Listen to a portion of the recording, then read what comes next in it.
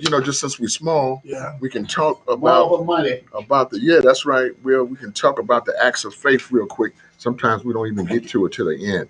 So somebody with the preacher's voice, go ahead and read that. I appreciate that. January 21st. Okay. You are as much as you are right now. Is that Yoruba? Proverbs. Good. We have such poor images of ourselves that we have difficulty understanding the good others see in us. When someone gives us a compliment, we are quick to point out what is wrong. When someone supports or encourages us, we remind them of our failures. We play ourselves down to such a degree that others begin to question the faith that they have placed in us.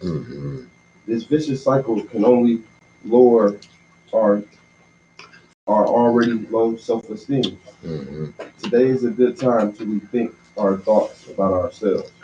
We can accept the compliments we receive. We can give them to ourselves first.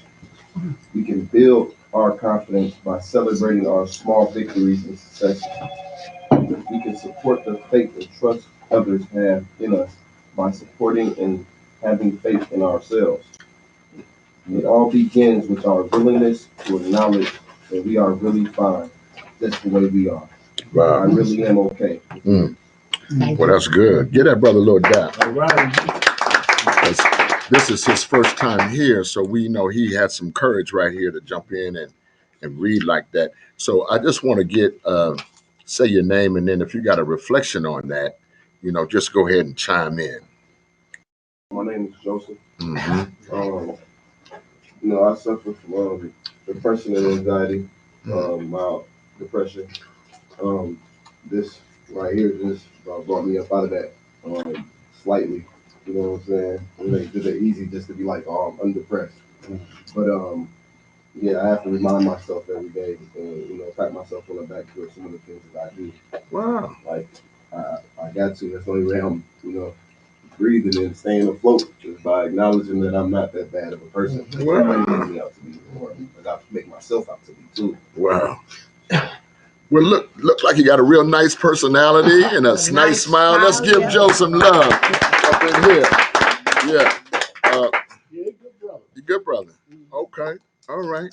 So, hey, Joe, why don't you just, since you got the floor, why don't you just tell us a bit about yourself? Anything you want to share? Well, I've been on papers and for about like a year, coming up in February. Wow, congratulations. It's been almost a year and a half since I've been incarcerated. Where was you at? I was at Fairboat, and I heard about your program in there. But I also read this book when I was in Rush City, and I think that was probably like 2012. Right. And I just having some like-minded people around is the best thing for me right now. Because I lost two parents in 2019. Wow. Was that natural causes? Yeah, my mom had health issues, and then my dad was gun violent. Wow. And is that the contributing factor to your anxiety and depression, or were you already feeling that way? I was already diagnosed with that before all these events happened. I'm gonna ask you one more question. Yes, sir.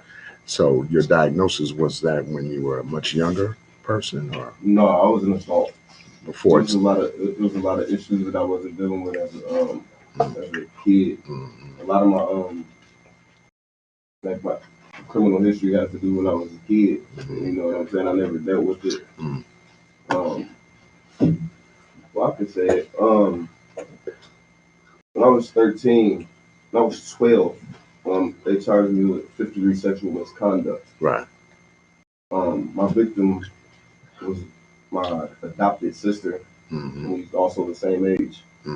It wasn't a sexual act that actually took place. It was me basically liking her. I woke her up out of her sleep. She went and told her mom. This was my mom. because she had adopted me too. Uh-huh. We was attending a teen program called The Legacy at the time, and they're mandated reporters. That's right. So they had to report what had went down. Right. And but as far as like this, I have 3 failures registers on my record as an adult. Yeah. And so that's where a lot of my like depression and anxiety Wow. comes in. Wow. Man, give that boy some love right there, man. I don't know what caused you to be so absolutely candid and truth-telling like that, but I love it. We love that, and you can. I don't have anything to hide. Right. I feel like I've been discussing it for so long, so it kind of comes off kind of easy. Like I said, I ain't got nothing to hide. It's public record. You know what I'm saying? That's right. That's right. We gonna yeah. Ain't that good? Yeah. Ain't that And good? he affirmed that Uh-huh. by being able to speak the truth. Wow. Because he ain't no lesser than anybody in here. That's right. And so Right. he's standing on that Yeah. by speaking his truth and saying, listen, and I'm still somebody. Yeah. I love that. Yeah, that's it. That's it. Wow. I love that. And somebody else want to give Joe some, feedback or respond to the reading, either one. I would talk to Joe. I think me and you are both in the same situation. I was very young too myself when I got charged with criminal sexual conduct. So I was one of those lucky ones that never get the chance to go to prison, to go to college. Instead of that, with a good support my family had around me. So I understand our truth telling, and I understanding that it's a rough road. We would SO is a very rough path for us, but as we all understand, like getting to know each other and understanding our past and our history, we always drive ahead. And nothing in our way can stop us except us. So that mindset, having that positive mindset, every single day you wake up in the morning, you look at yourself in the mirror. I do that every single day. I look at myself in the mirror.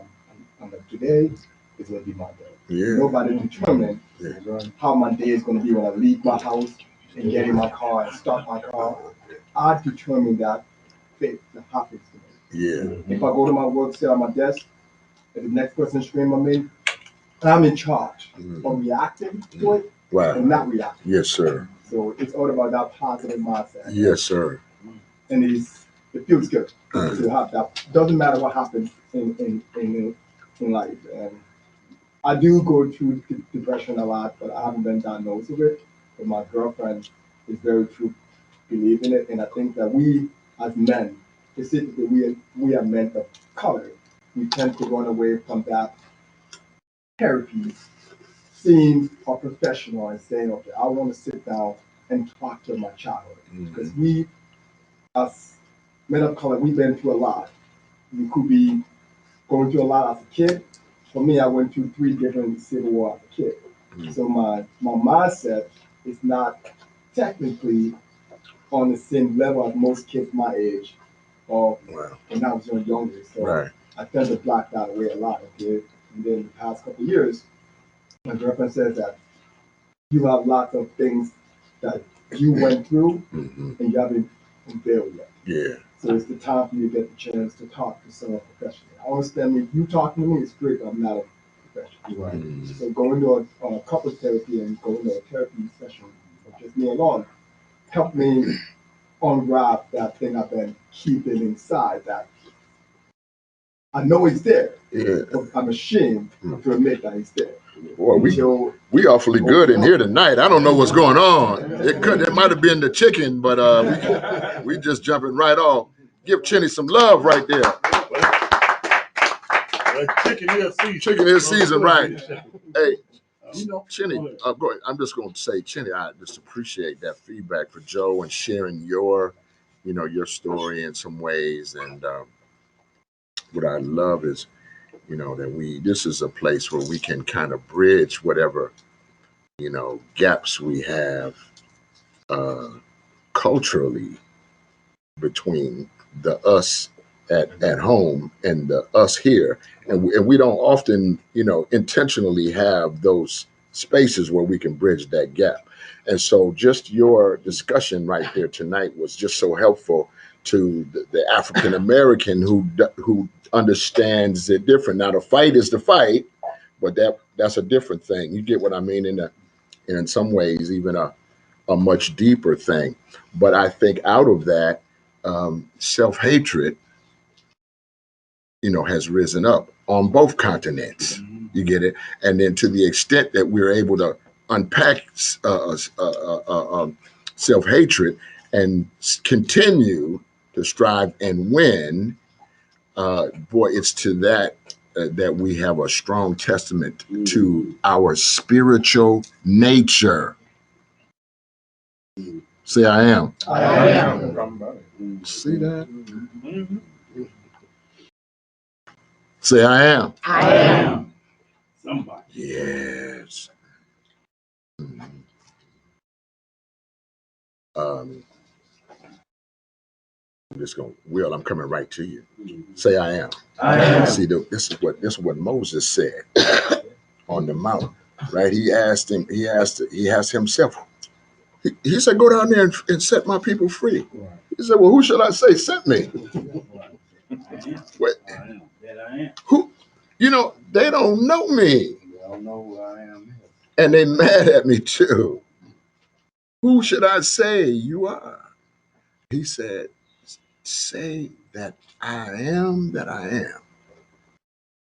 And the premise of that comment is so absolute.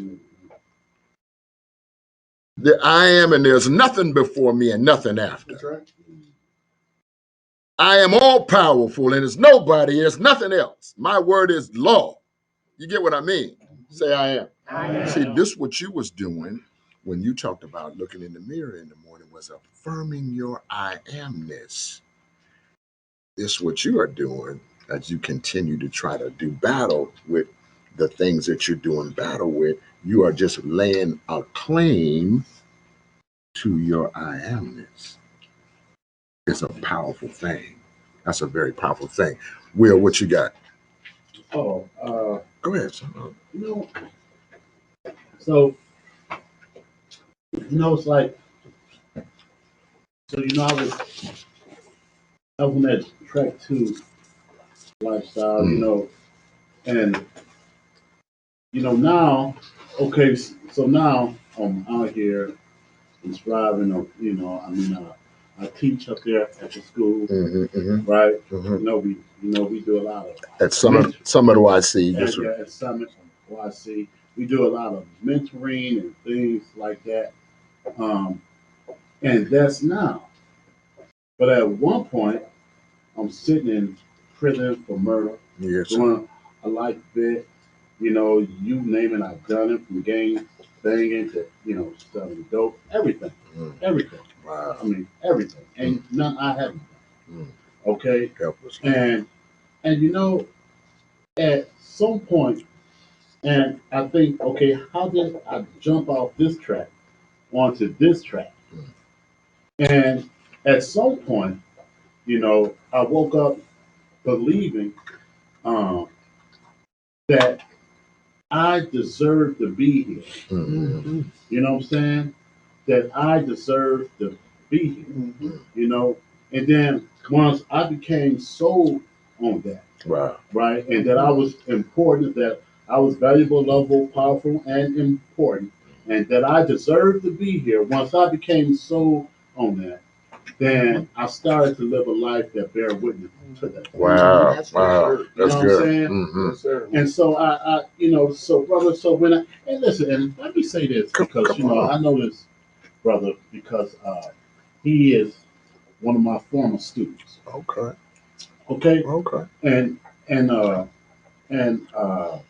it's and he's pretty much like he is here, that's how he is there in the classroom. You know what I'm saying? That's just kind of his personality. You know what I'm saying?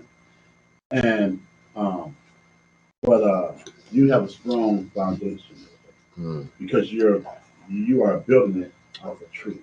Wow. You know what I'm saying? Wow. And so I don't know if you've being able to see your growth, because sometimes in the beginning we don't see the growth. It doesn't mean it hasn't taken place. Wow. It just means that we haven't seen it yet.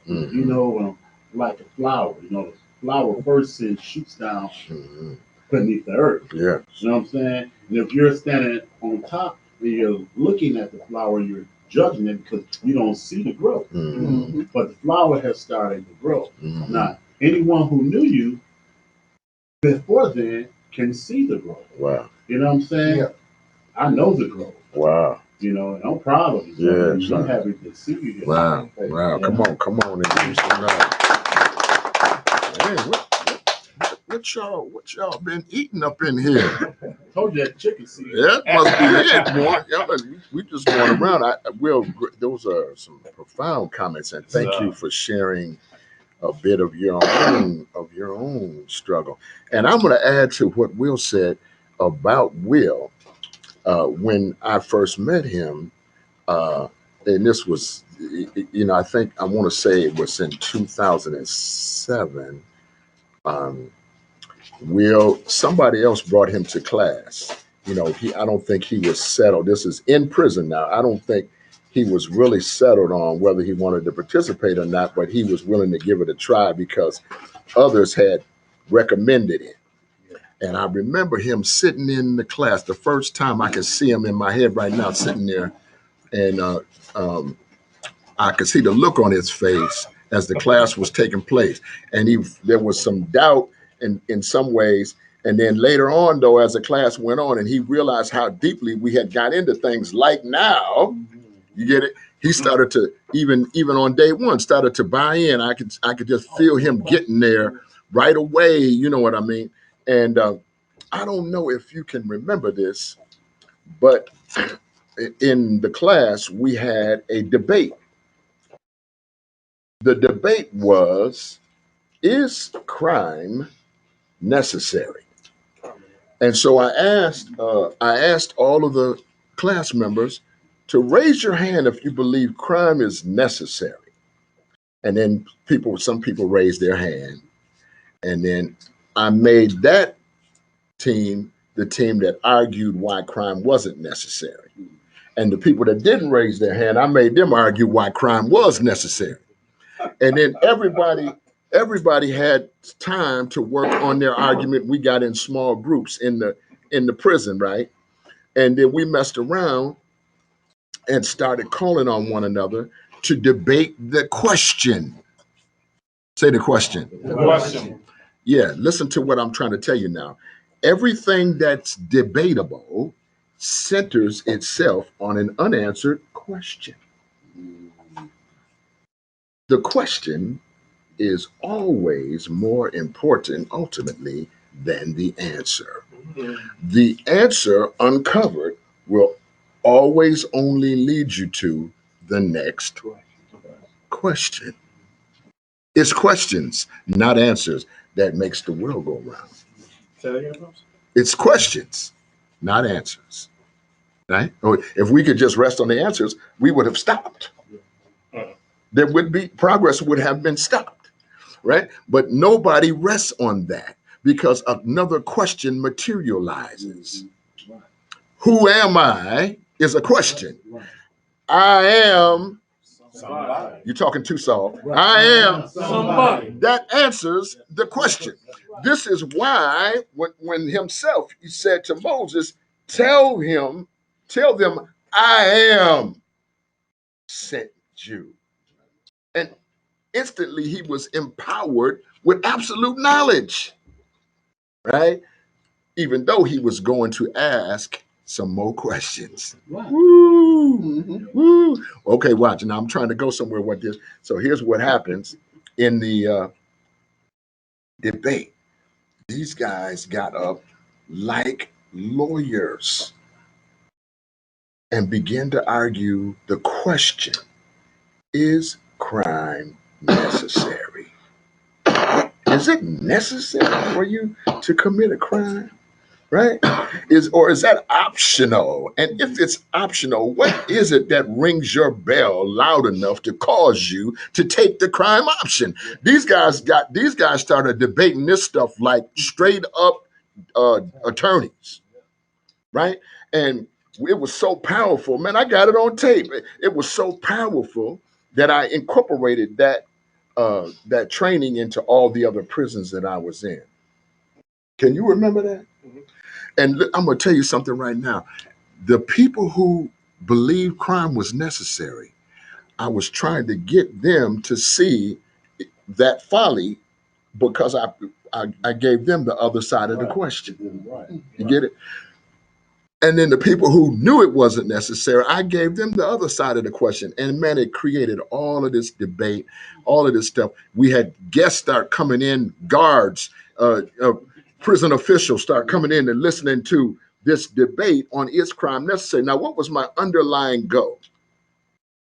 My underlying goal was to create an atmosphere for you inside of prison that relegated crime inside of prison null and void and force you to use your intellect to move beyond the petty nature of criminal behavior and the criminal thinking. And so what your warden there at that time, her name was Connie Rorick. Can you remember who that was? Anyway, the warden, she came to me. She says,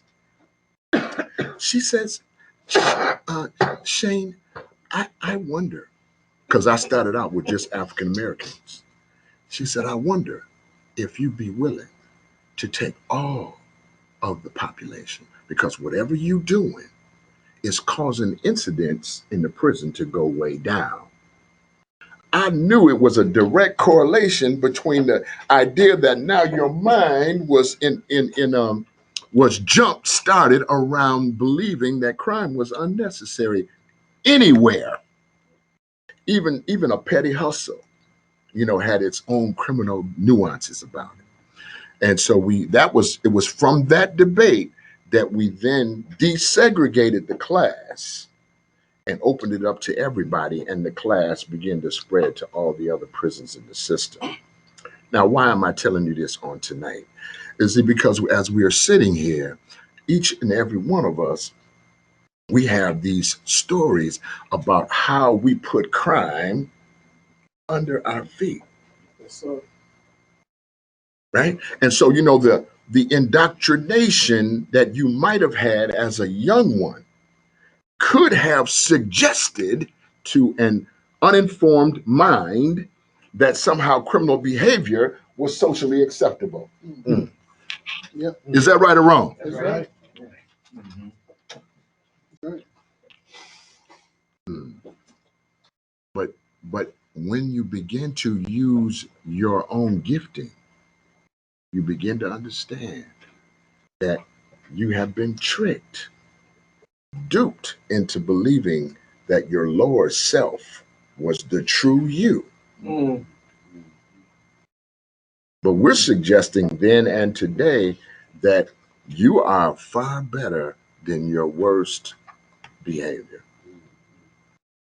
I don't care if it was when you was a kid, and whenever that was. I don't care. You're better than that now. And your being better gives you your I amness.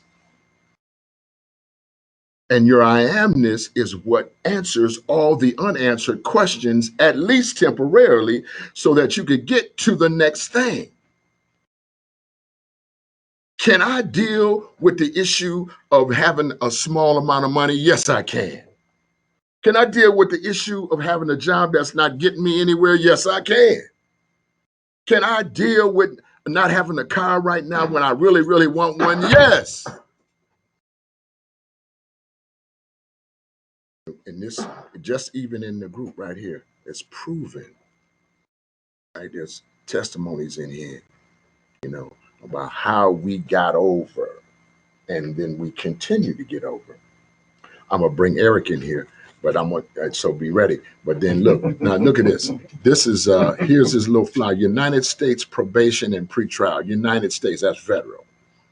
Reentry Court see the possibilities and inspire change. That's some good rhetoric. But I have heard that the federal judicial system is starting to be more open to keeping people on the street than the state. You get it? So the District of Minnesota Ramsey Reentry Court is a collaborative effort between U.S. District Court, U.S. Attorney's Office, Federal Defender's Office, U.S. Probation Office, and community agencies. So they got everybody on board. Reentry Court is an evidence-based practice program that provides participants with an alternative to traditional post-conviction supervision. I can't stand that word, evidence-based, because it always means that they know something about you don't know about yourself. And you can't produce the evidence, but they somehow feel that they can. That's my prejudice. But let me keep going. The team approach uses incentives and sanctions for moderate to high risk individuals during regularly scheduled court sessions. The goal is to use the group support to help individuals successfully transition. Say successfully transition. Successfully transition. Yeah, we spent some time last week or the week before talking about the transition process and how critical it is. You have to allow yourself to go through the process anyway and remain in the community, complete supervision, and become a productive and law-abiding member of the community. Well, they trying to do what we already did, and we continue to do it. But one of our pop guys is providing some leadership in it. And before I go to him, I'm gonna tell you, because y'all don't know Eric, he's not able to come all the time. He's a truck driver, like this brother. I'm not a truck driver. Well, he's a truck owner, tow truck owner. But watch this. I ain't trying to take nothing away from you. Watch this. Watch this. Eric, Eric came out of Lino. And I remember Eric sitting over here on the right-hand side of the class. He was in a square. Eric is over here, maybe two people down. And he got this attentive looking eyes. Like, I know you don't know what you're talking about. I know. I loved it.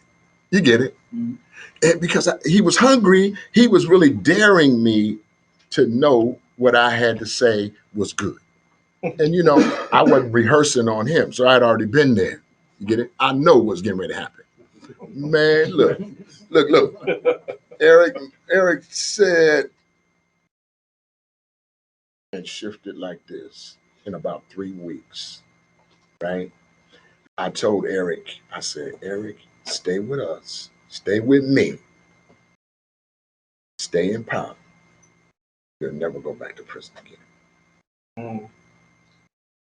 So I want to introduce to you part of this Federal Reentry Coordination Group, Mr. Eric Washington. Give him a hand. What you got, brother? What you got? And by the way, look, I'm one of their very first mentors. Wow. The reason why I stayed with them is because I see that the judges, the prosecutors, the U.S. attorneys, the federal public defenders, the judge, I see that they're serious. That's the only reason why I'm still there. Because I have told my mentees and in the community, because we sit like this with the U.S. attorneys and everything, I've told them to put them to the test. Right. In the group, in the meeting. I said, you know what you guys need to do? I'm talking to the clients. Right. You need to put these guys to the test. Wow. Check them and see if they for real. Yeah. And they are. Wow. I believe it. Wow. I believe they're serious because the two judges that are involved, now other judges are getting on board. But it's just the point of how they operate. It's a lot different from the state, because some of the stuff that these guys did, they would have went back in the state. Sure. I already know that. Sure. But they give sanctions and all this other kind of stuff. But the part about this is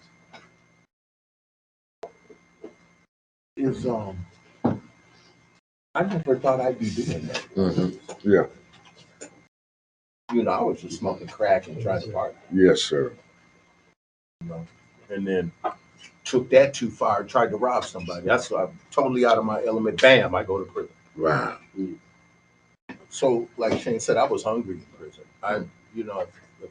even with other inmates, if you wasn't teaching me something, if you wasn't talking positive, man, I ain't had no conversation for you. Right. Because I knew in prison that I was Right. going to change my life. Right. I knew in the back of the police car I was never going to smoke or drink again. And it was amazing. Wow. Because I've been to treatment 14 times. Wow. It Wow. was amazing, the epiphany. Mm.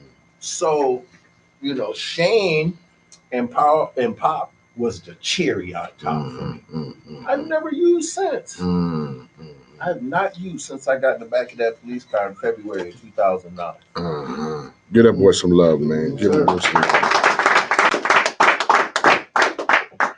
It's a beautiful thing. That's something I never thought I'd be doing. And I just do it. And I like it. And ain't no pay in it or nothing. It's just yeah. You know, it's just I'm trying to help somebody. No. You know, I'm trying to offer myself. Yeah. Let's give him some more love, man. Eric, and I can't tell you how proud we are, man. Oh, they know you in there too, Pop. You know, man. Know who's this power people. You want to meet them? I got you. Yeah, they know. Bring them on. But I tell you, this amazing. This amazing. Say I am. I am. This what he did is reclaimed his I amness. It resides in everyone. It's a part of your breathing. Your I amness is germane to your drawing breath. So I could go on there, but I'm gonna just show you something. So here go Geronimo, right? Geronimo, first I meet Geronimo in Faribault, probably in probably I meet him in 2000, maybe 10. Does that sound right? 2011. 2011. He's a pop guy, and he's in class. And hey, sweetheart, oh, look at what Pop Mom did. Look at what she did. It brought some, give her some love. What Pop Mom did. Hey, sweetie. All right. You gonna sit down a minute? Yeah, I am. Oh, okay, good. That's from Wendy's. All right. Compliments of the city of Minneapolis. All right. At Ward 8. Ward 8, break it open, Will, and whatever it is. Oh, you got some dessert tonight, Will. Caramel cake. Let me share this with you real quick. So Geronimo is in Faribault, and he's in a class, and I'm just looking at him, and he would sit back in the back. We had a big class, maybe 100 people, right? And Geronimo was back in the back, but I could see though, he getting it. He got that look. See that look he got right there? Same look. He got that look. When he hunkered down, but he's taking it in. So he got that look. And every week, he would ease up 2 or 3 seats. He started in the very back. Then he would ease up to about the 3rd row from the back. Right? Then he started get about the 4th or 5th row from the back. I'm seeing this now every week. He's closer, right? Finally, Geronimo's up there 1 or 2, right? We're just getting them fed. And then he started trusting me enough to share Kimbrough a little bit with me. He would wait, right? It's Geronimo, he'll check you out first. He ain't gonna hurry up and what's my jigger. He gonna check you out, right?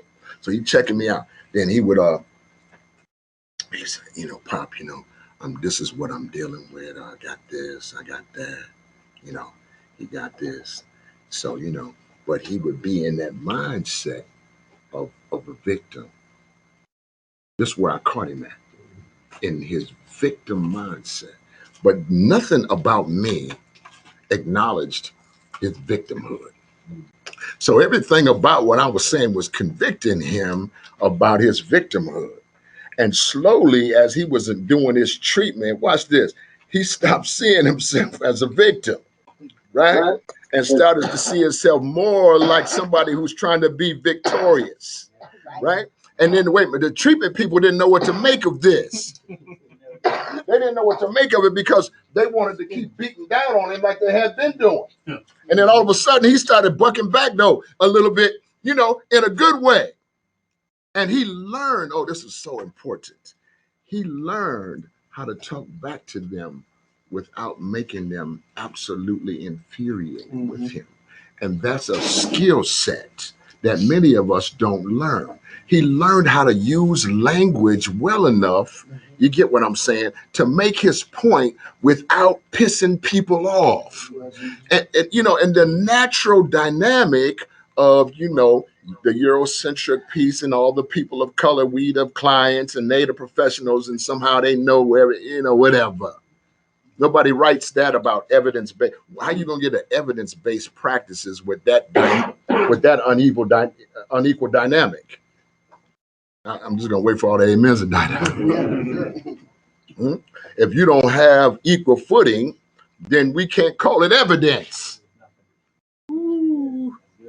Ooh. Watch this. Watch this. Will, you gotta go? Oh man, I'm sorry. Yeah. Yeah. Give Will some love. You gotta work. You gotta work. Can you? I'm bringing my guy. I just want you to listen to him, Will, and then we'll let you look. So I'm gonna make it short. I'm sorry. So then they transferred Geronimo from Faribault to Rush City. That was hard. It was hard for me to have you gone. But I told you I was going to get you right back in Rush City. You know, and then soon as we got to Rush City, boom, boom, boom. Rush City boys already put it together. Ferguson and them, huh? Yeah, Flame and you know what, huh? They got him together. He's right back with me. We were separated for about 2 weeks, maybe 3 weeks tops. Y'all don't understand. And here's a system that's designed to keep you away. It took us 3 weeks to reconnect and then brought him right back in it, hitting some more, right? You know, he was a student teacher when he left Faribault, but then he came in as a student teacher. And he's telling me, this is what he's telling me, Pop, they're trying to get me in treatment. They're trying to get me, Pop. I said, no, they're not. I said, you know what? Tell them everything and dare them to give you some good advice about it. I'm waiting for all the amens to die down.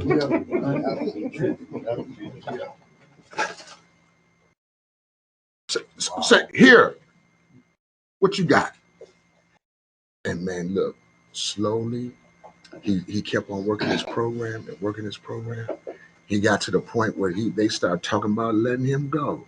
You should have seen the look on his face, because you know he got that little sneaky smile. Why? Look. You should have seen the look on his face. I'm like, I said, yeah, you getting out, and you coming right to us. You ain't got to worry about no housing, you know, nothing like this here. You coming straight to Pop. Y'all don't hear that. Yeah, we hear it. To Pop. We hear it. Somebody say straight to Pop. Straight to Pop. Straighten it up. I understand that. Yeah.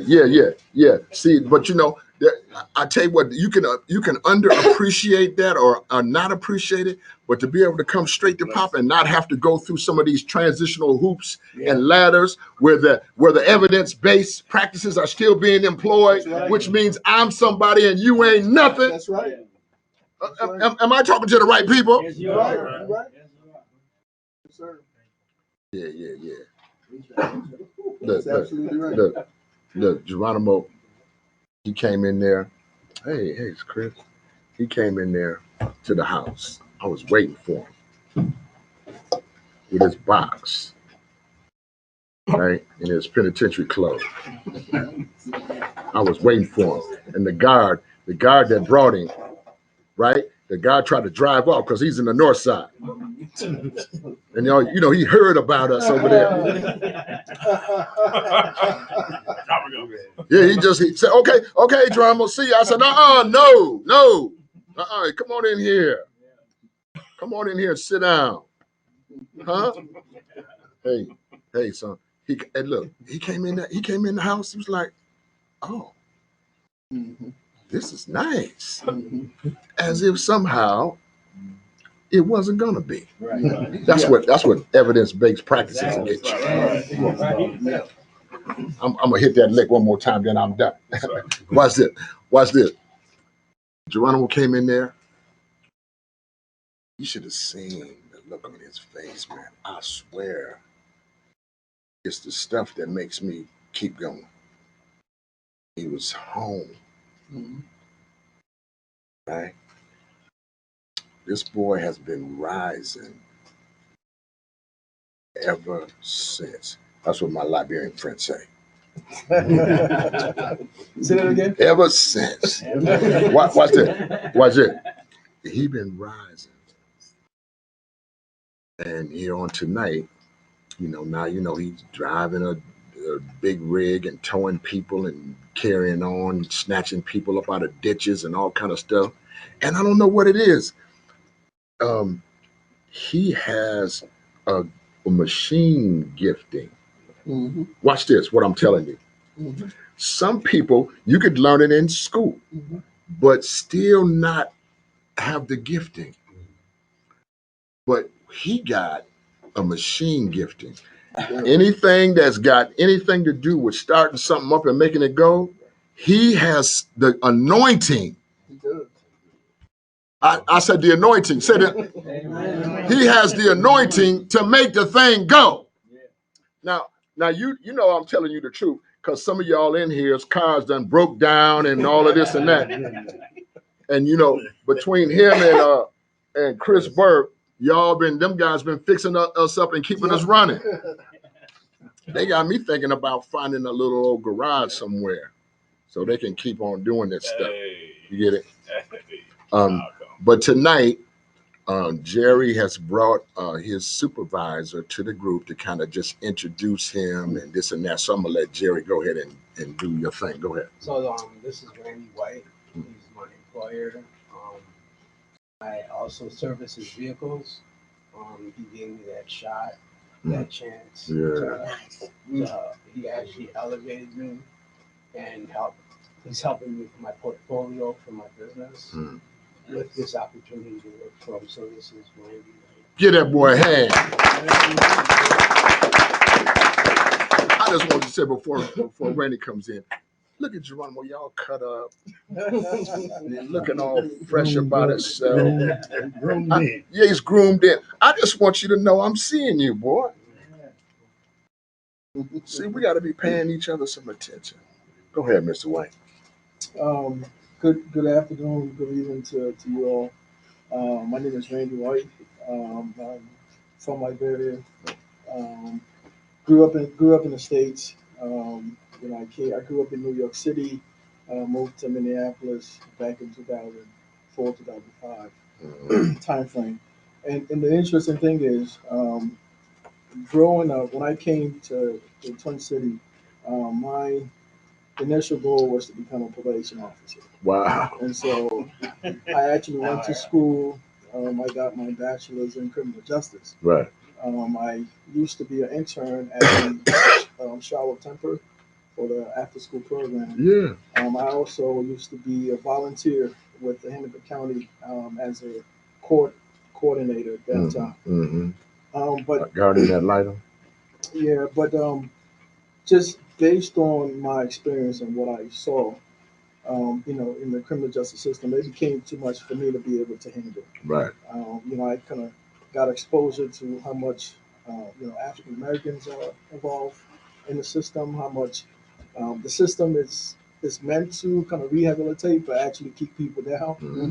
So it was just too much for me to handle as a person. It was very tough for my personality because I started to almost kind of see individuals who looked like me as kind of like, you know, having that innate criminal behavior. Right. It almost kind of shut me down to the point where I said, if there's anything if it's anything I can do to kind of improve that situation, I'm gonna do that. So similar to Geronimo having a very mechanical aptitude, Absolutely. I do have the ability to kind of manage businesses. I've worked for Medtronic, I've worked for Boston Scientific in their executive and managerial role. Wow. So I decided to kind of start my own company. Mhm. And I've never done anything with towing, trucking, or anything like that. But I came across a business idea. I bought into it.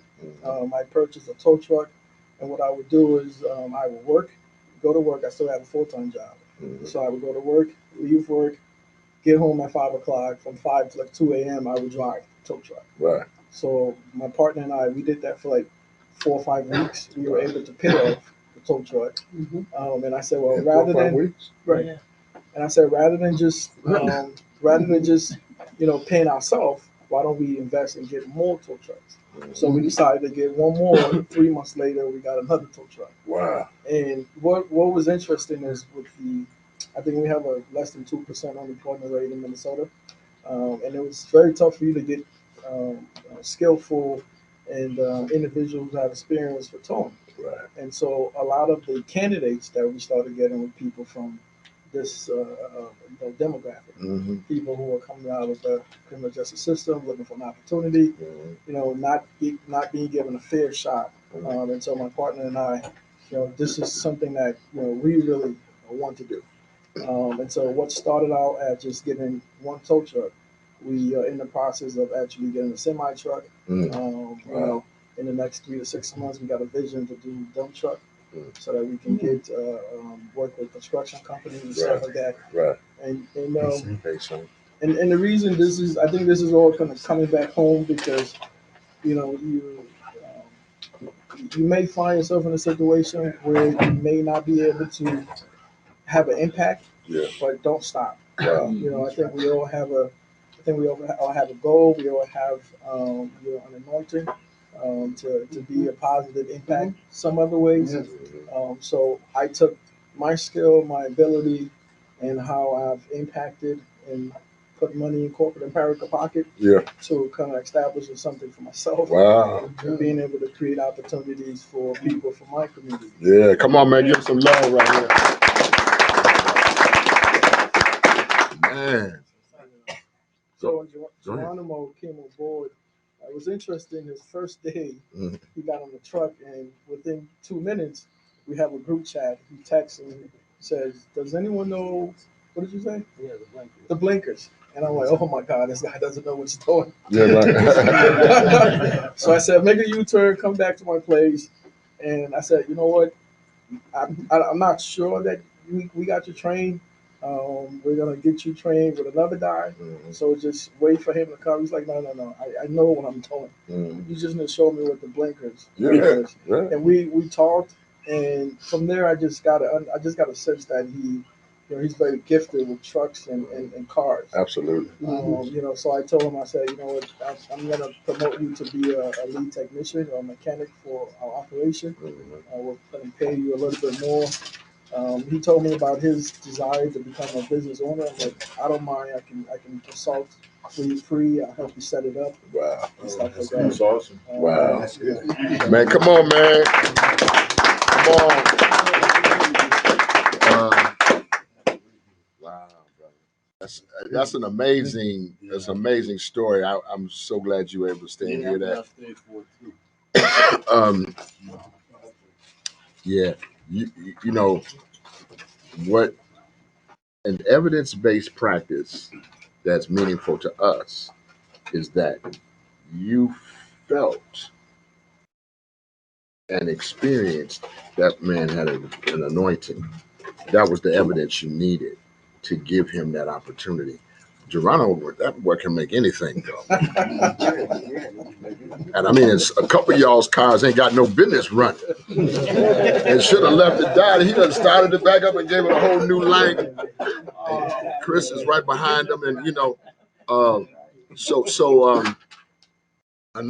I don't know now. Everybody's not like that, but there's an opportunity. I think for if somebody wants to get into business, you know what you're doing, or you can be trained.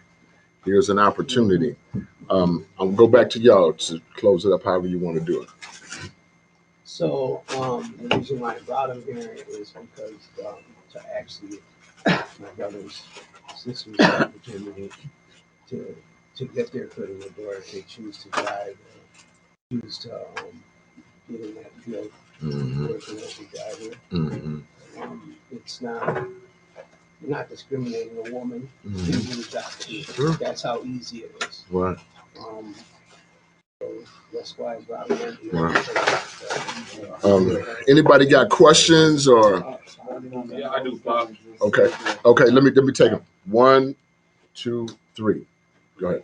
I was just gonna say that one of my coworkers, his name is Terry. He's from Ghana, and it was a guy there named we call him Ram, but he's a Puerto Rican guy. He was working with us for a long time, but he gave his 2 weeks notice because he started driving a tow truck. Wow. Those like he worked in the day and then he'd drive a tow truck. He purchased his own tow truck. Wow. Now he left the job and is running his tow truck. Wow. Now Tarek, after work, works with him. Yeah. Wow. And today Tarek asked me, he said, "Hey, how to drive a tow truck?" Wow.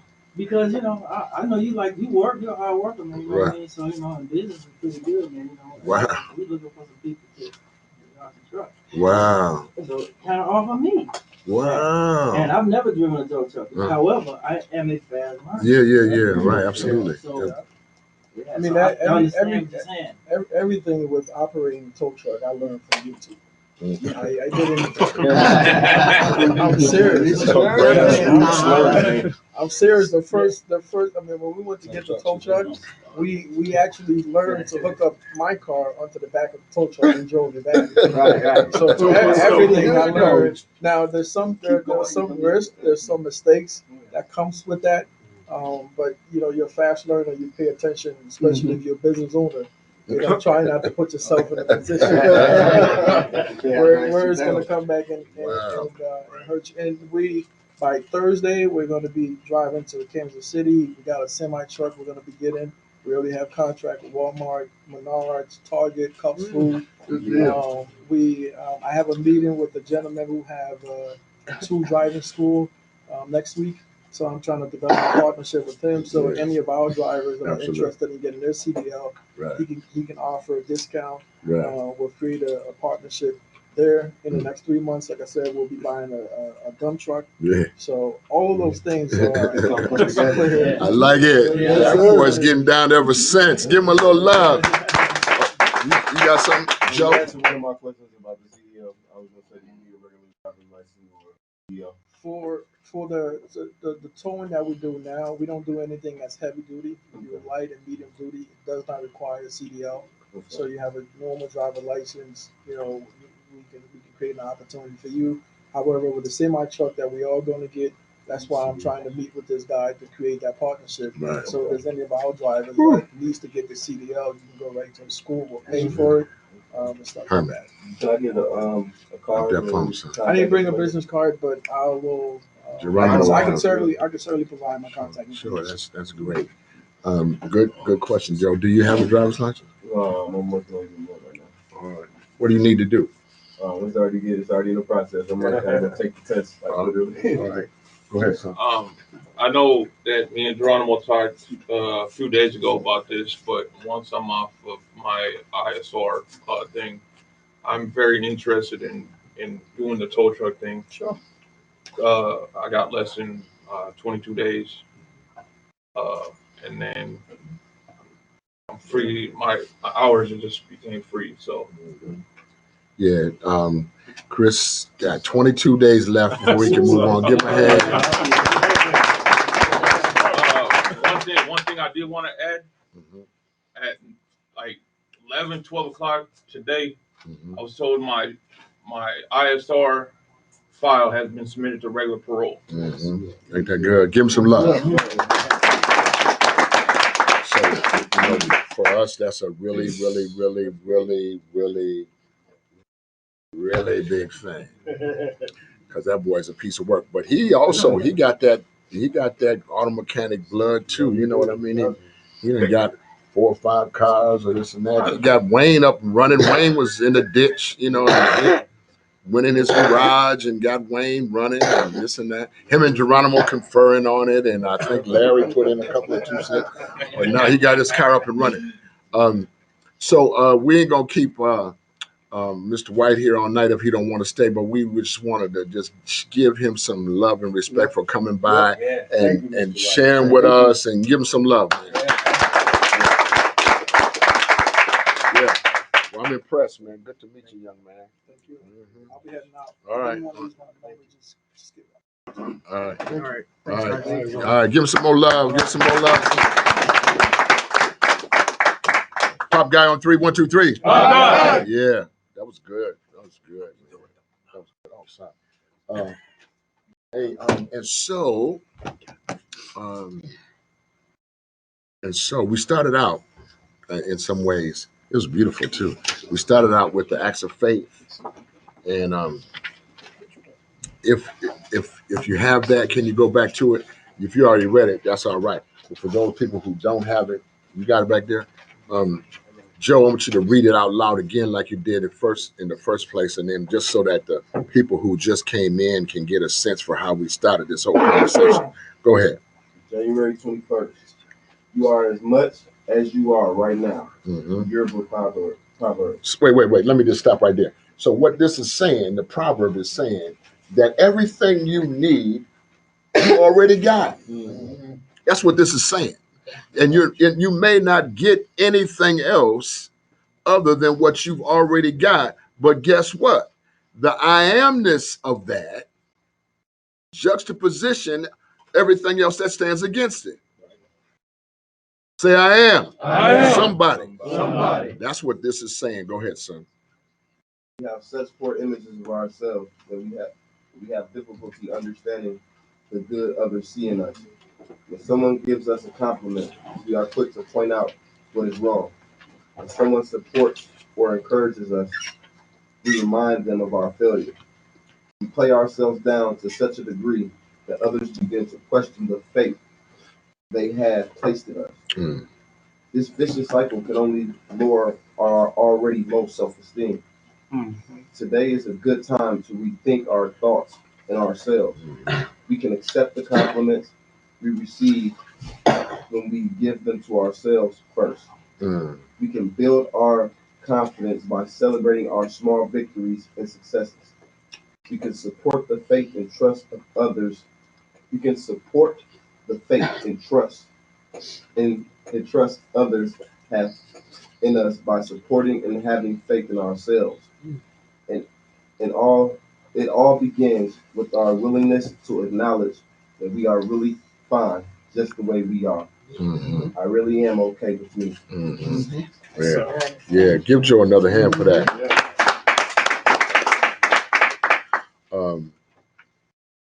And so I just wanted those who missed that to catch that piece.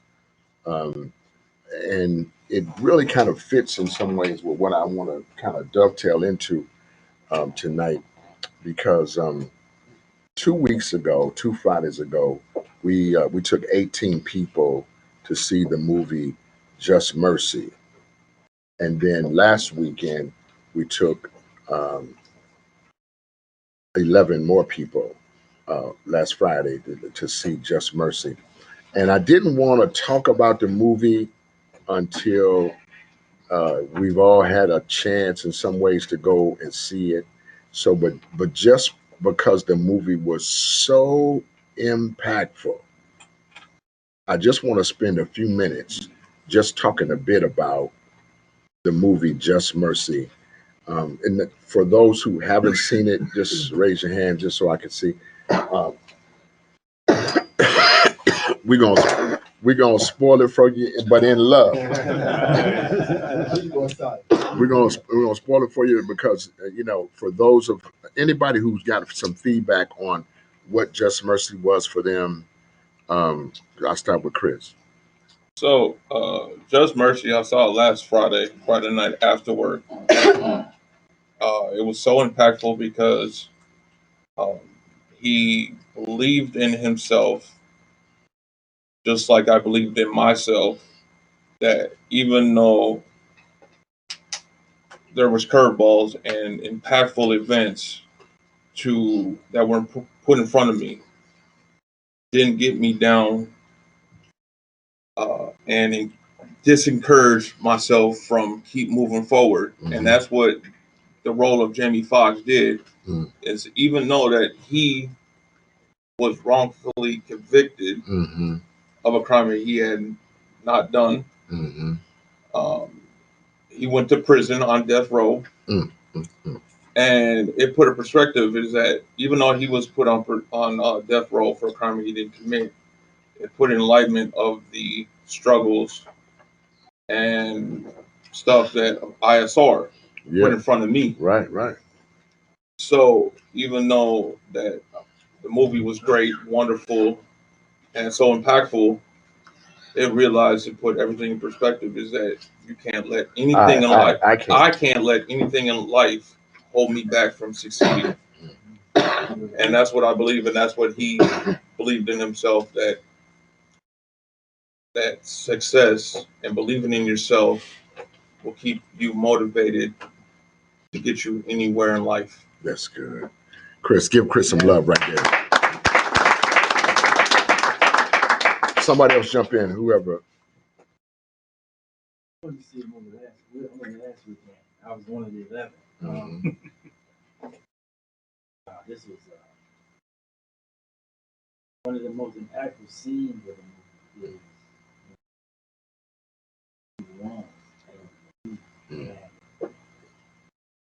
When he was leaving the death row, he stopped at the entrance of it and turned around and looked. I remember Pops once said to us, like, listen, when you leave prison, don't leave nothing here. Don't leave anything here. Yeah. Everything that is here stays here. Don't take anything with you. You know, don't leave anything behind, because people who come back, Right. they come back because they must have left something behind. Absolutely. You know what I mean? Absolutely. So when he did that, it just took me to that moment when you said that. Wow. To that class. Wow. You said that to that class. You said, listen, you prison, don't leave nothing here. You're free. Don't leave nothing here. Because you come back, I'm going to believe you left something here. Wow. That was so impactful because when I left and Jim, my buddy Jim, came to pick me up, I was about to get into the car. And I turned around and I looked at the entranceway to Stillwater. Yeah. Now this is the main prison. I was leaving the minimum, but the main prison is where you get released from. Right. And I turned around and I looked. And I said it out loud. I ain't leaving nothing. Ooh, brother. Yeah. Everything I got, I'm taking with me. Come on, man. I have nothing in it. Yes, sir.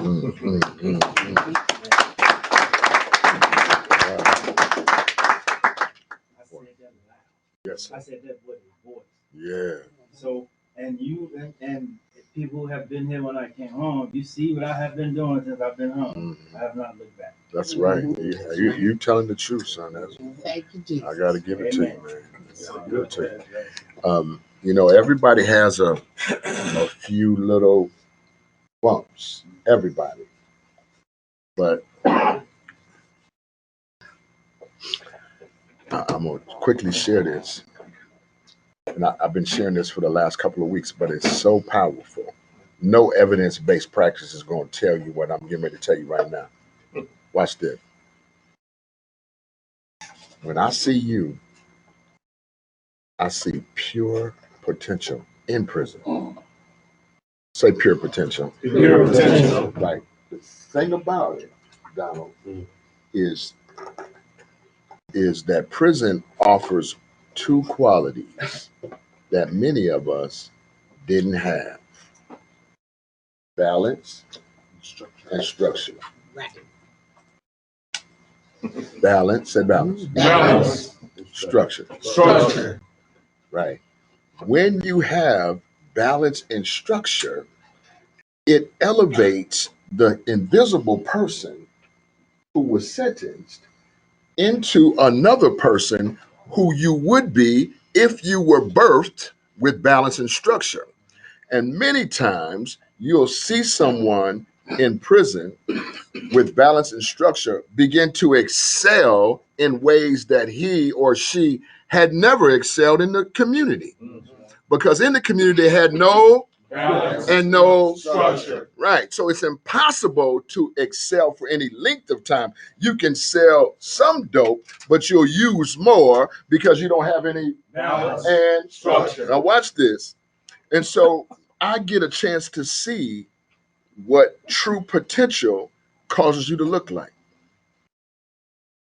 When you return home, quite often balance and structure have been removed.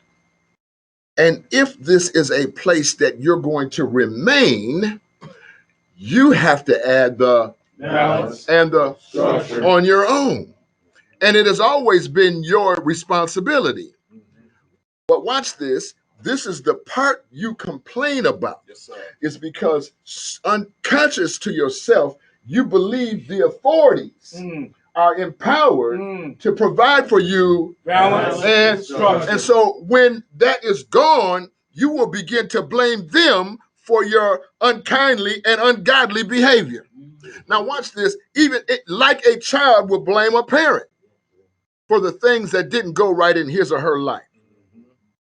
Because balance and structure mimic a parental guidance that's so critical to every child, no matter where they're born on the face of the earth. Right. I'm gonna wait for all the amens to die down. Somebody a long way from here is gonna hear that, and I can't talk to you because you ain't making enough noise. But to that person right there, I'm talking to you. Yes, and so to that person, I want you to know balance and structure are your adult responsibility to provide for yourself. Say myself, and your children. And my children. If you have a son or a daughter who is currently facing criminal justice issues, is because he or she lacks balance and structure. And yourself and mom were unable, unwilling, or too ungodly to provide it. Ooh, I think my son didn't get it because I didn't have it. So he was just my son was just mimicking me. Right. And it's bad because I see it. Wow. And I know what it is. And I can't explain it to him. I've asked for his forgiveness for my lack of parenting and fathering that I was not there. I had to really, that was rough, but I had to do that for my personal freedom. Right. And say, but we can start from here. Now it's on him. Just come on, because I told him in prison, I'm not coming back. Right. And now watch this. Because we were in prison together. Right. And watch this.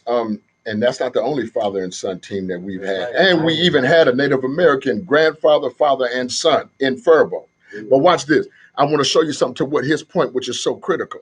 So see, if the child, and I even fall into this category, if the child sees the parents in a particular behavior, then this is what you mimic. And the balance and structure, it can't come to you without maturation, maturity. Incarceration will bring it instantly. But you still have to grow into an understanding of what balance is and what structure represents. That takes maturity. Prison provides it instantly. And so like instant coffee, it's good and it's quick and it's done. This is what it is. You switching in, you switching out. This is what you're going to do, and this is when you're going to do it, and that's that. It's instant. But see, when that is removed from you, if you haven't matured, Herman, enough to add it to yourself, then the coffee is weak. It's not worth drinking. You follow what I'm saying? You follow what I'm saying? Now watch this. Watch this. So, and this is all of that was the introduction. Here go the point. Somebody say the point. Watch this. So here's the point. This is why you see so many and yourself. When you come home, you struggle because of your inability to provide Balance and structure. to your own life. Let me give you a tip. So one of the things that my wife and I thought about way back before we ever had a pop house or anything like that is, how will we protect our investment in you in the prison? If we don't have a place that offers Balance and structure. then we have no ability to protect you from the thing we tried to elevate you from in the penitentiary. And so we had to get a pop house in order to validate our own existence in your life. And so if you're there at the pop house, you got a little balance and a little Structure. Now watch this. Some people are there but still struggle with the Balance and the structure. And it's because there's immaturity. You're there and it feels good and whatever, but you start to take it for granted like somebody owed you something. Somebody say entitlement. Entitlement. Yeah, this is what a child believes. Somebody owes me something. But let me help everybody in here. I don't owe you nothing. And I'm not here specifically to operate as your mother or your father. Although, wait a minute, although I accept the typology that my role presents. You didn't even hear that. You didn't even hear that. I didn't, when I first came up to prison, I didn't understand I was getting ready to take on the father role of the whole 5,000. I mean, that sounds imbecilic and crazy. So wait a minute. This is how the Creator will do. If He would have told me that I was going to take on that role, I'm sure I would have broken, went and did something else. So He just said, "No, I just want you to get a few, just a couple. Yeah, get you started. And get this right, and I'll check back with you later." Now wait a minute. 5,000 men from there, Joe. We have people all over the country. My Pop, I need you to see this. Pop, we're getting ready to do this. Pop, here's what it is. Pop, that was not my name, but it is my name now. Yeah. You watch it. You think I'm talking about myself, but I'm actually talking about what the typology of Pop represents in connection with balance and structure. You have to have a Pop typology in order to help you appreciate what and really means. Not just in your life now, but in the lives you're going to touch as a leader. Right now, around this room, we having men who are stepping, and those some who aren't here are stepping into these roles of leadership. You can't go into those roles of leadership and be successful if you don't bring any or to your own presentation. Otherwise, the sharp mind will see you for the imposter that you really are. Sure will. That's right. And listen, and his or her hurt will attach itself to the impostorship it sees in you and believe he or she is an imposter too. So I can't fake it, you get what I mean, in order to pass it. I have to live it and walk it in order to pass balance and structure as fundamental realities in your life. Okay, now I'm almost done. Watch this. Watch this. Watch this. Second closing. Watch this. In the last 2 years in POP, my pastor from our church is the one who brought this to my attention. I'm too busy to even consider it until they brought it to me. They asked me a question. Say a question. What question? The question, Joe. That's what's the most important. Watch this. They asked me a question. They said, Brother Shane, what's going on in your ministry? What's going on in your POP that you want us to pray for? I thought, What a question. And my wife was sitting right with me. We both was kind of just sitting there. And then it all of a sudden hit me. In the last 2 years in POP, committed relationships and marriage have broken out amongst us. In this body are more committed relationships and more marriages than ever before in our existence. I am realizing that that is not an accident, but that the image of what it means to be in a committed relationship with your wife or husband, that commitment also presents balance and structure. And you begin to recognize and see the beauty of the relationship because you recognize it fortifies and presents to you a measure of balance and that causes you to have longevity. It says, he who findeth a wife and lives a long life. Now watch this. Watch this. I had no idea. I mean, I had never thought about it. You get it? But then all of a sudden, when I allowed myself to step away from my day-to-day monotony of balance and structure, I could see, oh, look at marriage is all over. Committed relationships all over this group, right? The beauty of that is, watch this, is that for some of us, we have decided that that juvenile behavior we had of running the streets and hitting everything moving. I'm waiting for all the amens to die down. I'm waiting for all the amens to die down. Nobody worse than me. Let me just own it. But at the same time, look, from there to pophood is balance and structure. I'm gonna tell you right now, if you're sitting here, if your life seems unbearable, if you're going through something that seems like you can't handle, if you're challenged by issues, what you are really challenged with is a lack of balance and structure. And it's just that simple. To the degree that you're able to bring a measure of balance and put on yourself structure, it's to that degree that you're beginning to be successful and you can operate in your I amness. Come on. Say I am. I am. Somebody with balance and structure. I don't need the penitentiary to provide that for me. I can provide balance and a beautiful structure for myself. Come on, give yourself some love in this place. Was that making sense here? Yes, sir.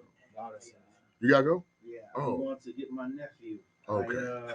He called me, and I'm going to get him. I got you. Give him some love. Give him some love. Hey, Pop. Yeah, go ahead. I had this thing I wanted to share with you. Go ahead and share with the group. I know some of you guys getting ready to try to venture into getting y'all a home, but my brother getting ready to sell his home. Mm-hmm. And I was just, bringing this to the group to get first dibs. Yeah. Um, And then you gotta look at this. Yeah. What it is that, he's been going through some stuff since I've been home. And he owns a house. Yeah.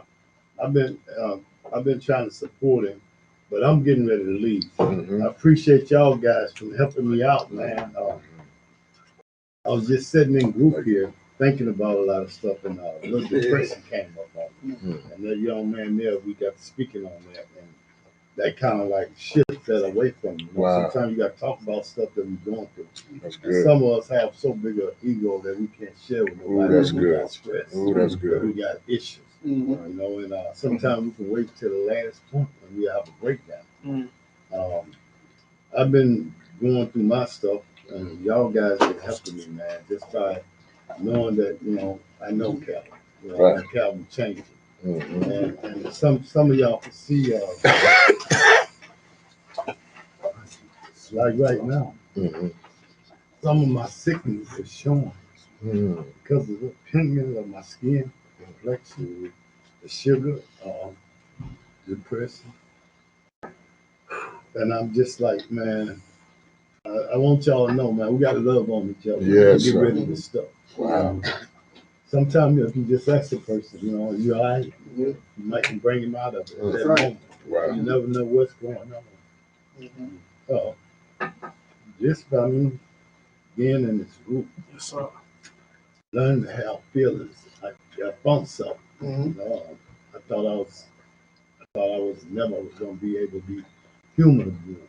But you know, when you're in and out of prison for 25, 30 years, man, some of that stuff take a toll on your body. It wears you out. And I done 32 years. All right. Yes, sir. I know I'm going somewhere because the man upstairs is leaking. It's not Calvin no more. Yes, sir. So I'm getting ready to leave y'all in February. But just on the basis of me having a little feelings back in life now. Yeah. I thank y'all, man. Wow. Thank each and every one of y'all. Wow. Just for being here with me. Wow. I hope me to know that I can be loved. I can have That's feelings. right. That's right. Come on. We love you, Calvin. We love you, Calvin. We love you, Calvin.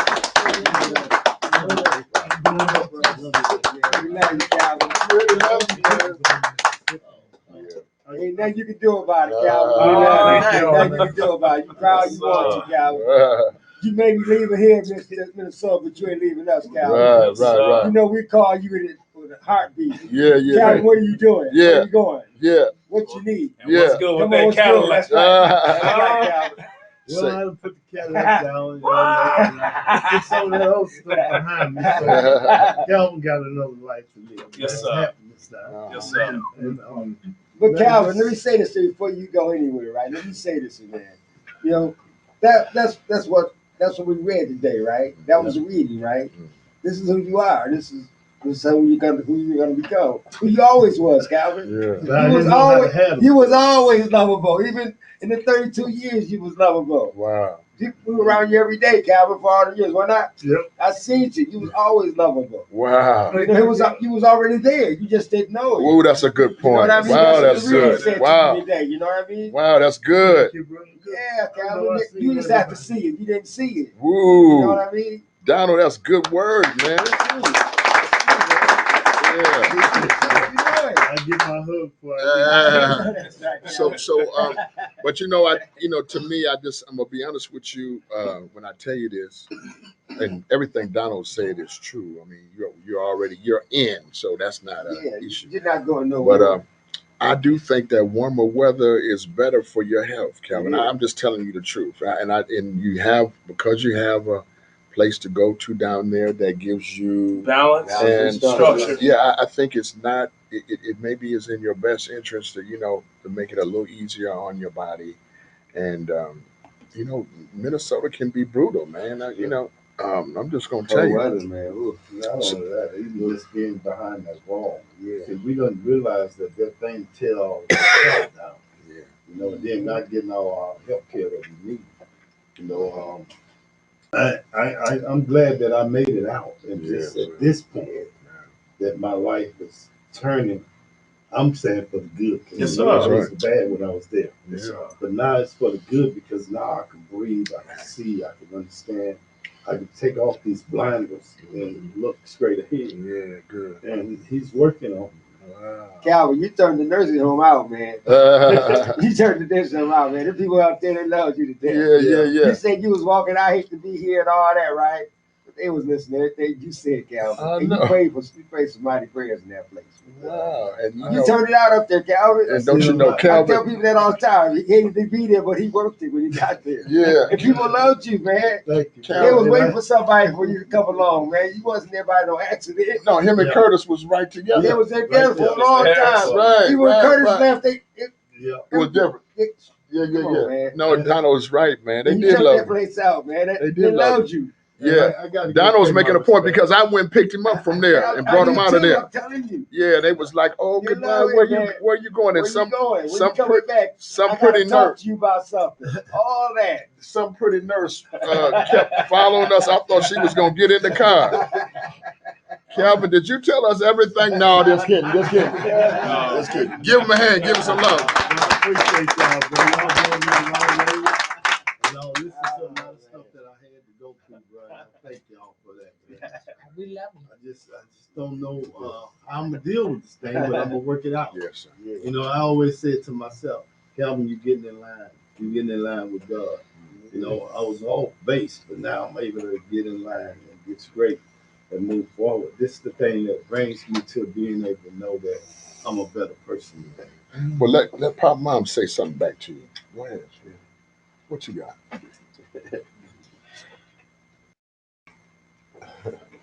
I've seen you speak a few times, and I hear you. You know, I listen to my son and a few other people who have spent a lot of time in prison, and um, there are a lot of people out here walking in the world who spend a lot of time in prison, in their own prisons, lock their feelings away, can't share them, have to hide them, have to protect them, become super vulnerable within themselves because of the pains they experience in life. Wow. And when you walk through life and you have to protect your feelings and hold them back from people around you, as you do in prison, sometimes you get so good at that that when you get into a safe space where it's okay to be all that you've always been and all that you are, it takes you a while to arrive at that. And when you do, it can be so overwhelming and so emotional for you. And I've seen that come out of you so many times. And you just so want to allow the people around you to know what it means to you, how they've embraced you, and how you love them back. And it just overflows from you because it's been so repressed for so long. Wow. And what I say to you is don't hold back. Let that come out of you because, you know, tears cleanse you. And expressing our feelings cleanses us. Just like when you run on a treadmill or when your adrenaline runs, when you allow your feelings to express from you, it does the same thing for your bloodstream. That's good. And it took me a while to find that out too. When I found that out, it was okay for me to release. So I just say, keep doing that. That's good. Give Pop Mom some love. Real quick. Last week, I don't know, Franco, was it last week or the week before last? Last week, you shared some things with the group that was so powerful, and the fact that you shared them was one thing, but that your son was right with you when you did. A lot of people text me back about how that impacted them, and so I meant to text you about it, and I just got preoccupied this week. I didn't do it, but I'm telling you now to your face that um, your sharing last week impacted a lot of people around the room. Man. A lot of people text me about how Franco really went there. And I saw your son. He was proud of you. That was a beautiful thing to witness. Um, y'all saw the movie, right? You did. So why don't you guys kind of chime in quick about the movie and all of that? Well, the part about the movie that stands out the most is that, when they said that you look like you could commit the crime or you look like you could kill somebody, you know what I mean? When I think about, myself, how many times do I wake up and I want to smile or, how many times do I make a facial expression that looks like, I could be capable of committing that crime, you know what I mean? And I think about, skin color, I think about, growing up, I think about the totality of it all and what it really means, you know what I mean? So just to be singled out in that way, because of the way that you look purely, you know what I mean? Because of somebody else's fear, I thought it was really powerful to sit there and watch it with my son, you know what I mean? So he could understand, that this is what people have gone through for years, you know what I mean? He might not have any experience so far in that, but he does have slight experience, but people have singled him out because he is, not just white, you know what I mean? And so just sitting there watching that movie, having my own prison experience in my background, thinking about friends, thinking about family, thinking about people I spend time with. Overall, people even who commit the crime and people who don't commit the crime, everybody's capable of change. And I think it was said in here, nobody's their worst behavior or nobody's their biggest mistake. You know what I mean? So, Wow. I really think that there needs to be some healing. You know what I mean? And I heard somebody speak last night at Martin Luther King event that I went to at the church that I attended. And they said that there needs to be some intercultural healing as well as intracultural healing, and I couldn't agree with that more. When I start to think about what that may look like as a physical behavior or something that and I really think it begins with showing kindness to ourselves first, because if we learn how to show ourselves kindness, we can extend that outwards. That's it. That's good. And a degree of that takes place in this room, Franco, and that is fundamental for us, my wife and I. We believe that in our own humanity. And when you stop believing in that, you lose it. You hear me? Mm-hmm. So you have to believe in your own humanity and the humanity in others. So that it was excellent. I love you bringing him. I think he's getting a lot out of it. Um, keep doing what you're doing, man. It's powerful. And I'll come back to you in a minute. Brad, what you got, son? There are 2 points that stood out for me. Pat. One was the time when the gentleman, I read the book Ribbon. That was the first book I read in prison. It was all about death row. And when the gentleman who was executed gave it up and knew that he was going to be okay. So there was very much a peace that resonated through me with what surrendering to God means. He knew he was going to be okay. The other thing that stood out for me is the devotion, the unconditional love for his family. They never gave up. Wow. And without that, how would he have gotten to where he needed to be? Mm-hmm. I think of that scene sitting around and when, he confessed about the affair he had and how that all came to be, but she never gave up. Wow. So I look at my own life and I think about my daughter never gave up. Mm-hmm. So I saw some similarities in there for my own life. Sure. Yeah, that's amazing, man. It's so amazing. For you all who didn't see the movie, you got to go see it because there's so many pieces in there. You'll find a piece that's your piece. Chris called me. Excuse me, I love y'all. I gotta go. My brother coming to get me because I really, it's too cold out there for me to try to get around like I used to. Okay. But I'll be here next week. Right. Before I leave, Okay. man. Yeah. Give him some love. Give him some love. Okay.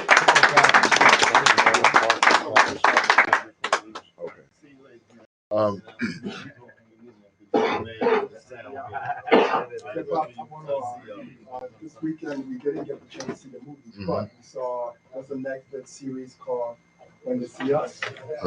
It's about the 5 kids in New York City, quote unquote, raped the girl, the jogger in Central Park. So I have a 7-year-old, right? And I always put the movie on at home, and we are watching it, and my 7-year-old daughter turned around and stared at me, and my eyes was like super red, tears like falling down. She's 7 years old, so she's like, every time she seen me crying when my dad passed away, and she just turned and said, "Daddy, what's going on?" And I couldn't like express myself to her on like a level that she understand, but I know she's understand. Right. And she turned and said, "Is that about the movie?" I'm like, "Yeah." She said, "It's not there." So she had that. We have that conversation with my 7-year-old. Right. I don't know. I know Pops know my partner Val, but Val pretty much got down to business and started. Let's pause this movie. Let's talk about race right now. Wow. Because you a brown skinned girl, and your dad is darker than you, and people see him as a threat every time he crosses the street. They don't know him, but they judge him. because of what they see how society sees them as. But that's not always the case. Right. And that's I think that's one of the series on Netflix that you guys have to check out too. We call When They See Us is about how these New York City's cops prey on these young brown skinned kids were not even barely 18. The oldest person in that group was literally 16, 17. And they said that those young kids raped a girl who is in her late 20s that was jogging, but it turned around that the person that raped the girl was in prison and he was mentally was a serial raper. And the only way he get the chance to confess is because he met the kid in prison. And I think it goes to the same belief that you never doubt yourself. You always have to stay strong to your belief, even if society says that you did something and you know deep down inside you didn't do it. You don't just do it because you have that pressure and you have to stand on your own 2 feet. And that series is based on those guys standing on their own 2 feet saying that we didn't commit the crime you said we did until the same guy did it. So how serious and confident and believe in himself that what the state is still saying that we didn't do it. Until he himself confessed to it. Told the guard in prison that, hey, the guy across me, right there, he didn't commit those crimes. All this kid didn't do it. I did. Wow. And he gave every detail that only the person Who that did did the it? crime will do that. Wow, that's amazing. It is one of those series you have to check out on Netflix. It calls When They See Us. Right. You have to be ready for it. It is touching. Well, that's a good point. And I, for some reason, I keep resisting watching that, and it's just something about like I just feel like I don't know, if I could go there, but you know what? I now that I'm hearing you, I need to go back and just get it in. But for those of you who have seen that or haven't, check that out. But check out Just Mercy. Don't let it get away without sitting down and checking it out. Now I want to share with something real quick, and we're getting late, but I'm going to share a couple things. There's a couple people in here who haven't said anything. I'm gonna come to you in a minute. So listen to this though. When we got through the first set of 18, we just sat there and had a meeting, right, in the theater. The young guys who worked the theater, the employees who clean it up and all get it ready for the next show, they was all brothers. And they saw what we was doing. And we was sitting down there chopping it up. There's nobody left in the theater, just us. The young brothers from this is the staff at the Icon or whatever they call it. They done posted up at the door, won't let nobody come in the theater to see, the people coming in for the next one. Without us saying a word to them, they go to the door and say, and a few people tried to come in while we were talking. And they were saying, oh, you know what, ma'am? We're not ready yet. Would you wait outside? But they weren't talking about them not being ready. They were talking about us not being through with our conversation. We sat there, since she was right there. And these young brothers somehow got it, what we was doing, chopping it up, right? And knew, and they was close enough so that they could get what we was talking about. They were all listening. And they was cleaning up front, higher up and lower down, but hovering around us. And they had somebody posted up at the door and saying, we ain't done. They just seem to getting closer and closer and closer. And it was so powerful. It happened just naturally. You got to see that movie, and then we're going to talk some more. There's one scene in the movie, and Bradley touched on it. There's a gentleman who was a Vietnam vet, fought honorably. He got touched by Agent Orange. It messed with his thinking, and he came back home seriously mentally ill, and he ultimately killed someone because he didn't get the treatment.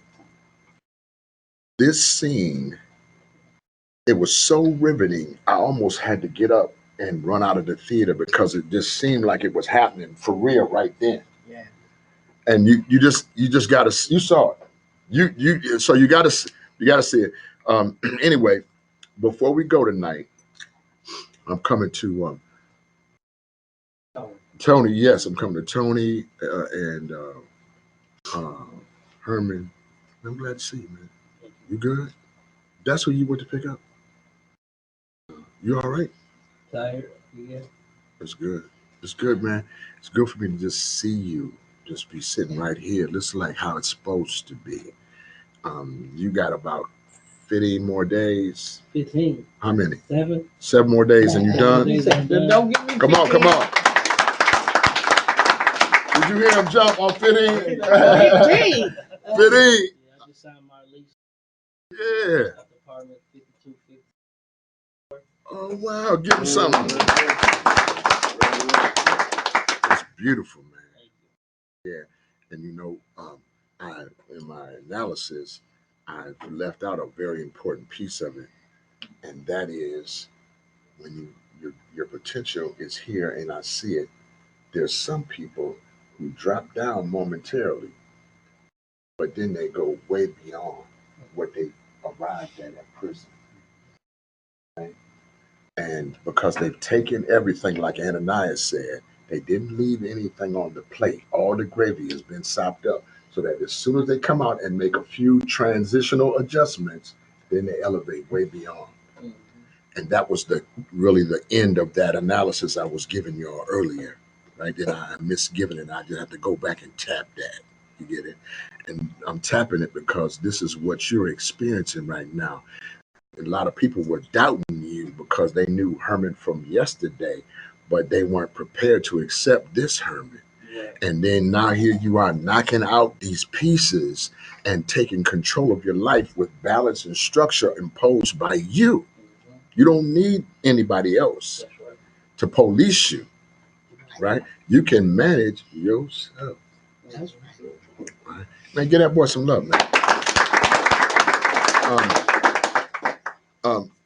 And Tony, I'm coming right to you. I want to just share something with you that is going on in the land. As you all know, we are currently dealing with the impeachment of the President of the United States. It's a serious thing.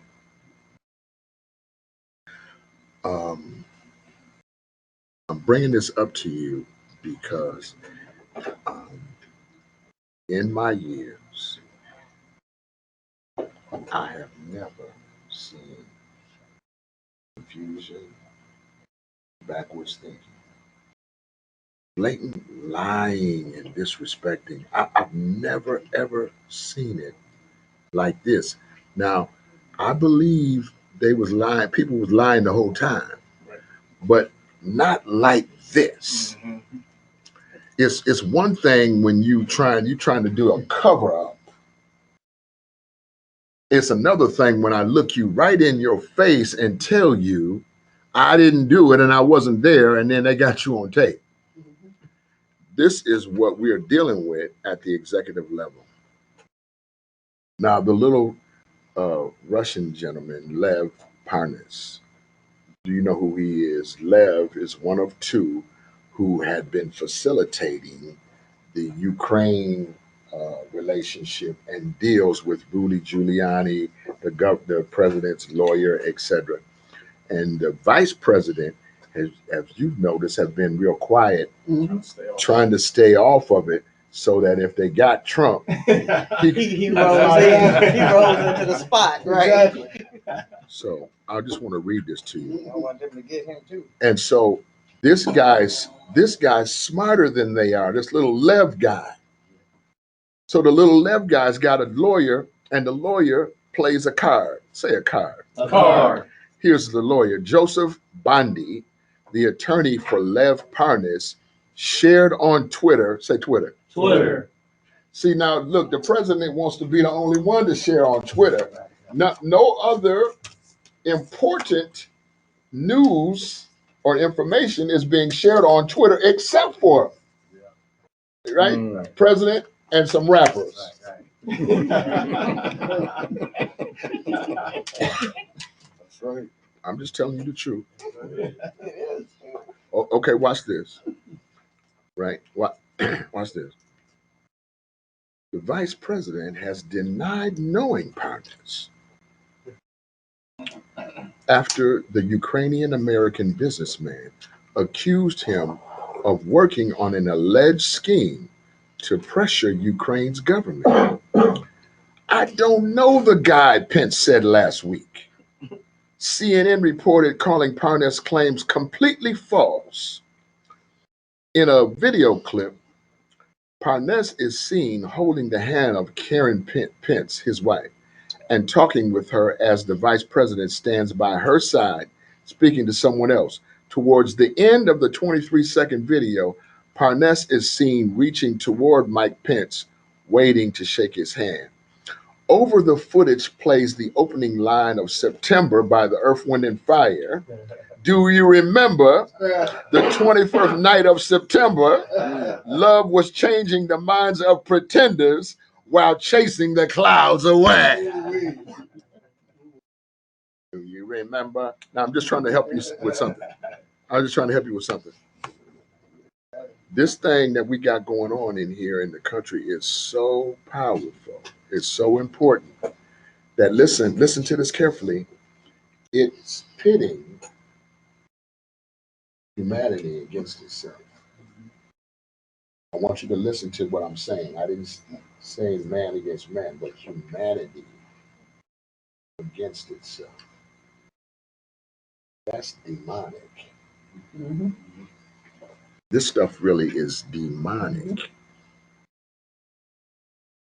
You know how sometimes you lie, you done lied, and then the people done caught you in the lie, and then you just stop lying, just right. Saying, man, I did it. It's okay. These guys will look you in the face and lie and keep right on lying and act like you must be crazy. You don't understand this lie I'm telling you? I'm telling you this toward the end of the meeting because I want us to pay very close attention to the impeachment hearing. Listen to this carefully. The entire Republican Party is voting to allow the liar to continue to lie. It invalidates every conviction you ever had. Everything you ever did and was sentenced for it, none of it is as terrible as the things these people are doing right here. None of it. It exonerates you totally for having paid the price for what you did, and they don't want to pay no price. Yeah.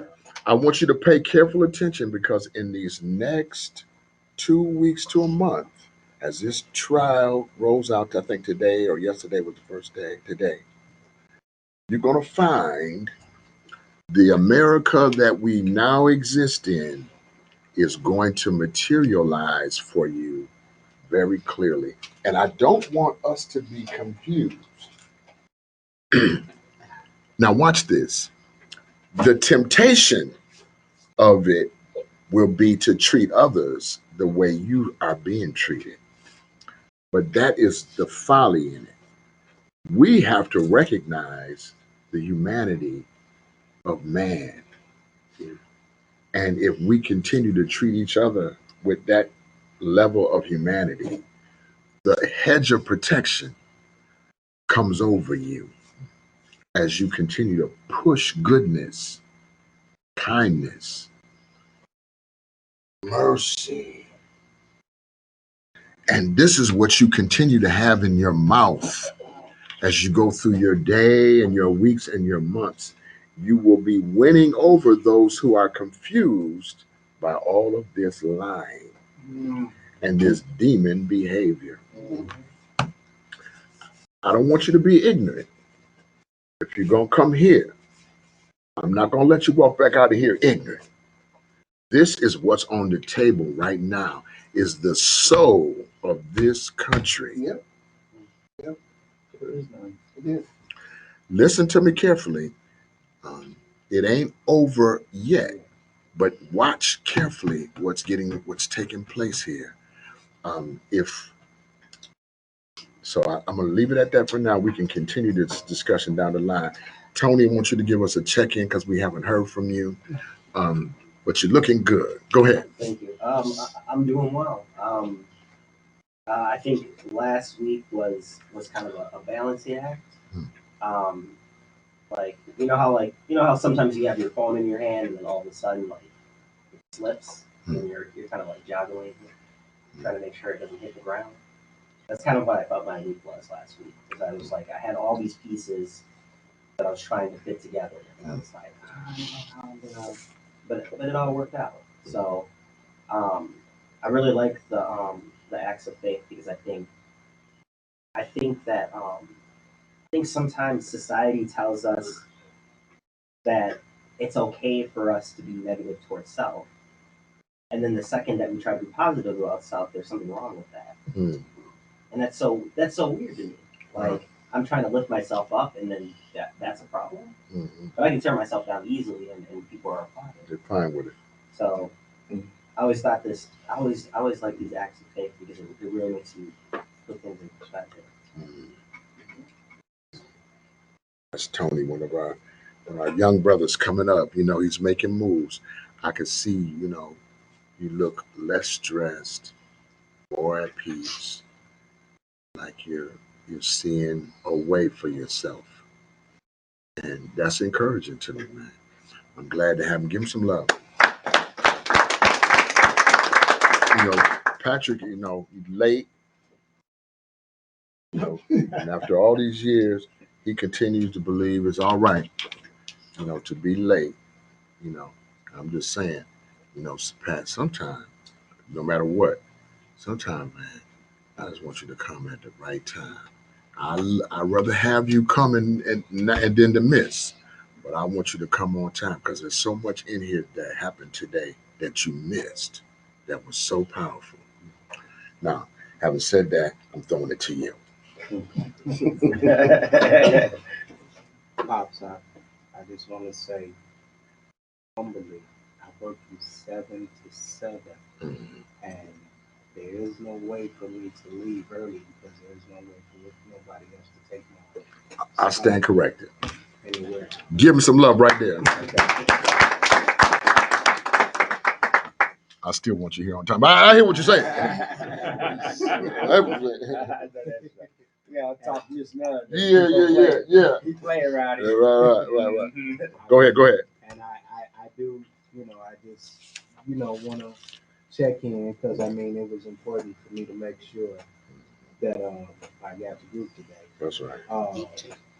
Friday, I had a medical situation at work, so I think it's got something to do with my low blood pressure going on. I actually fell out at work. Wow. And I hit, my forehead on the ground and scarred my eye.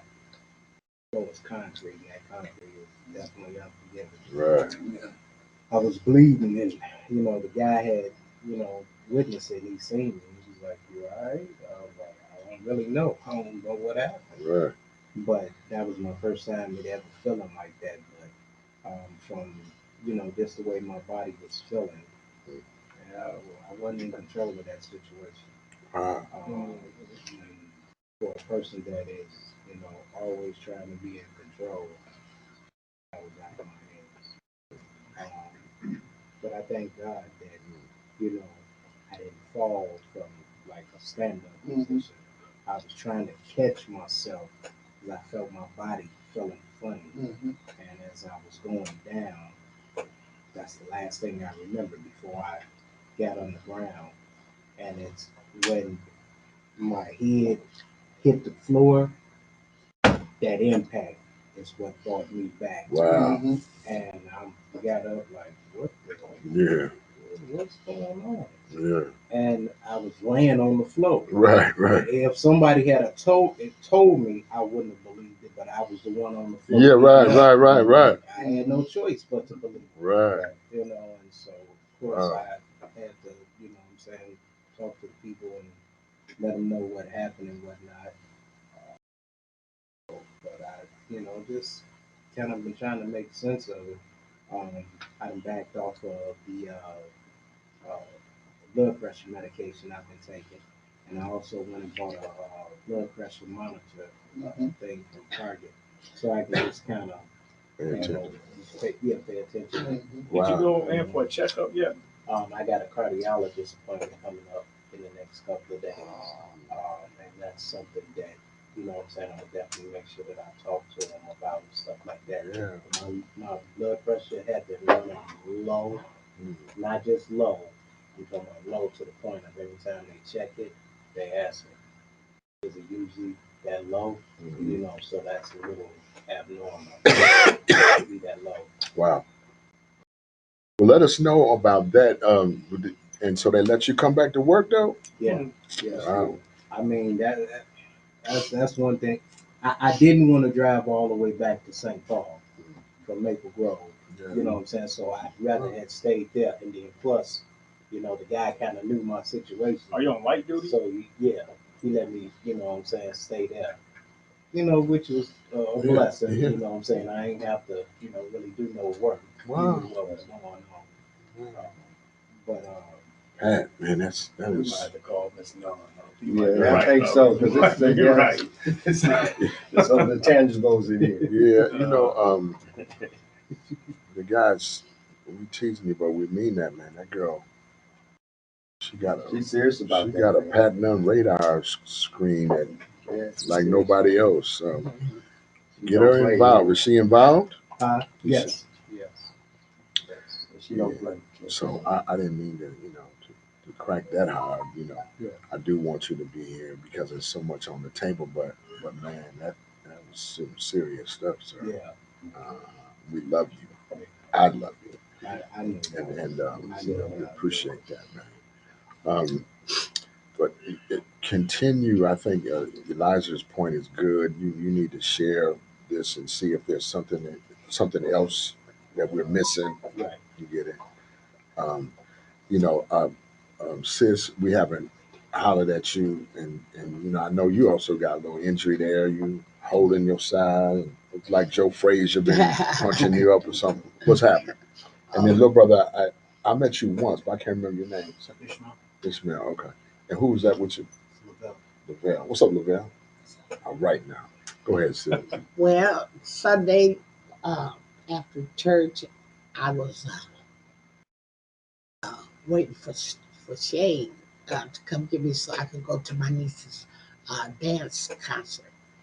And I stepped out the door, and it was ice. They didn't put no salt or nothing on there. And my foot slipped, and I grabbed the little railing, and there's a little square metal piece at the top. I grabbed the railing, and my whole body, all my weight, my ribs went into the little square. And I've been trying to, you know, everybody trying to see if it just a little bruise and it was going away. But yeah, I should have been at the hospital, but I got a primary appointment at Northport tomorrow now. I deal with it.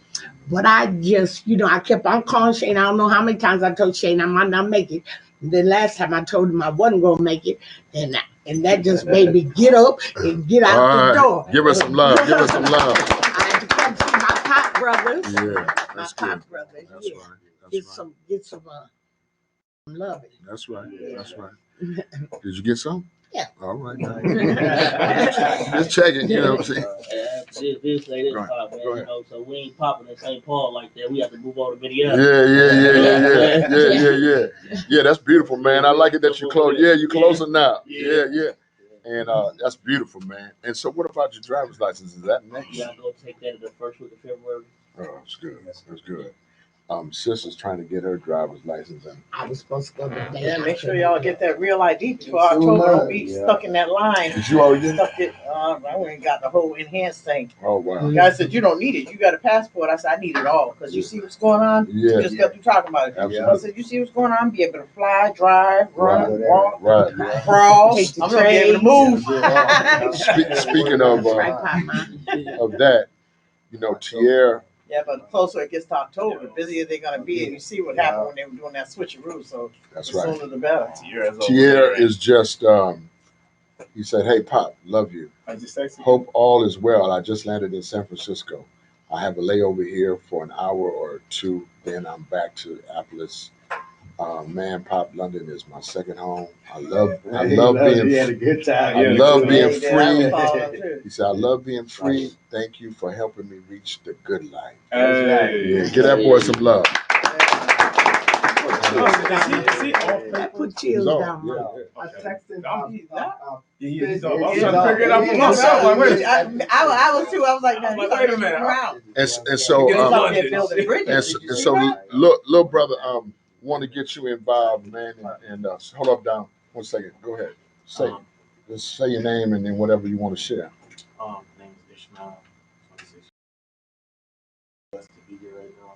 Also, at the same time, I'm kind of feeling like I played myself, but let me explain.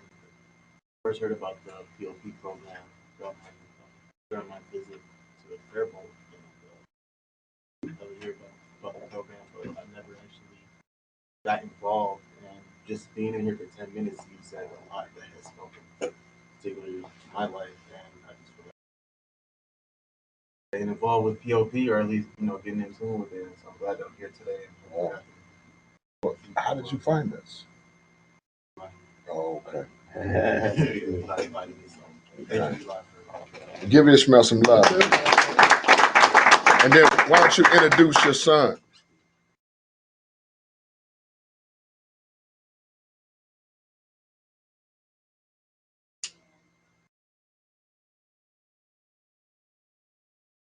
I'm feeling good. I'm feeling good that I'm here, just listening to speak, and it's inspiring me to do good stuff. And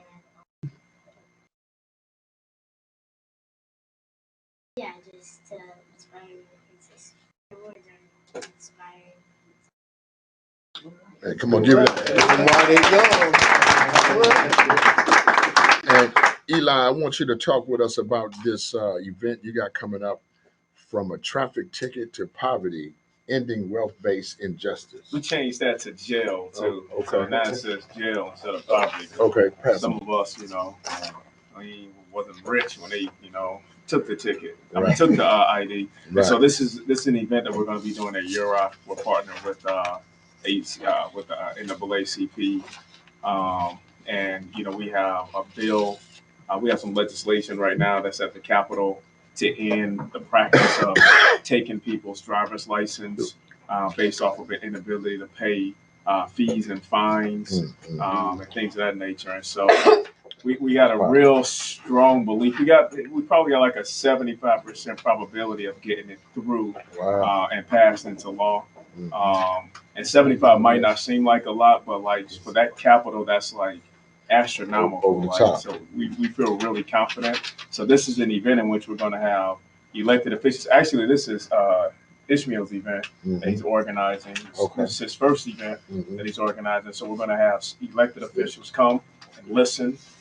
We don't need them, telling us what they plan on doing. We don't need them instructing us. We just need them to come and listen. And we're going to have people come and have an opportunity to share, their experience. And then we're going to have a panel of people who's going to talk about the legislation that we have at the Capitol and some of the other things that we're doing at the more local level. A real quick example of how this could go left really fast. A young sister was involved last week. She was a Drake Fire victim who was relocated to Bloomington. So Bloomington police pulled up to the car that she was sitting in. She was a passenger.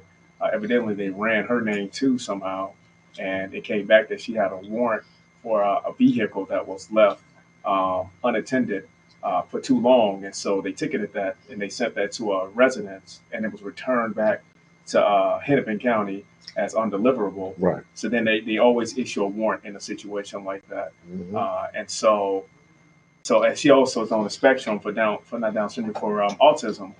And so the officers basically was like, "Yo, you coming with us?" And she was like, "Well, I ain't committed no crimes pretty much ever, so I'm not going anywhere with you." But they took her, and they said that she had spit on them and things of that nature. And so they actually charged her with 4 counts of assault on officers. And so she went from having this ticket to now, having 4 serious charges. Right. And she was looking at Shakopee for at least a few years with 4 different, she had 5 charges on 4 different officers, sheriff deputies. We were able to intervene in that situation, and a few days ago, Mike Freeman told me personally, actually, that they were dropping all charges. So they did drop all those charges.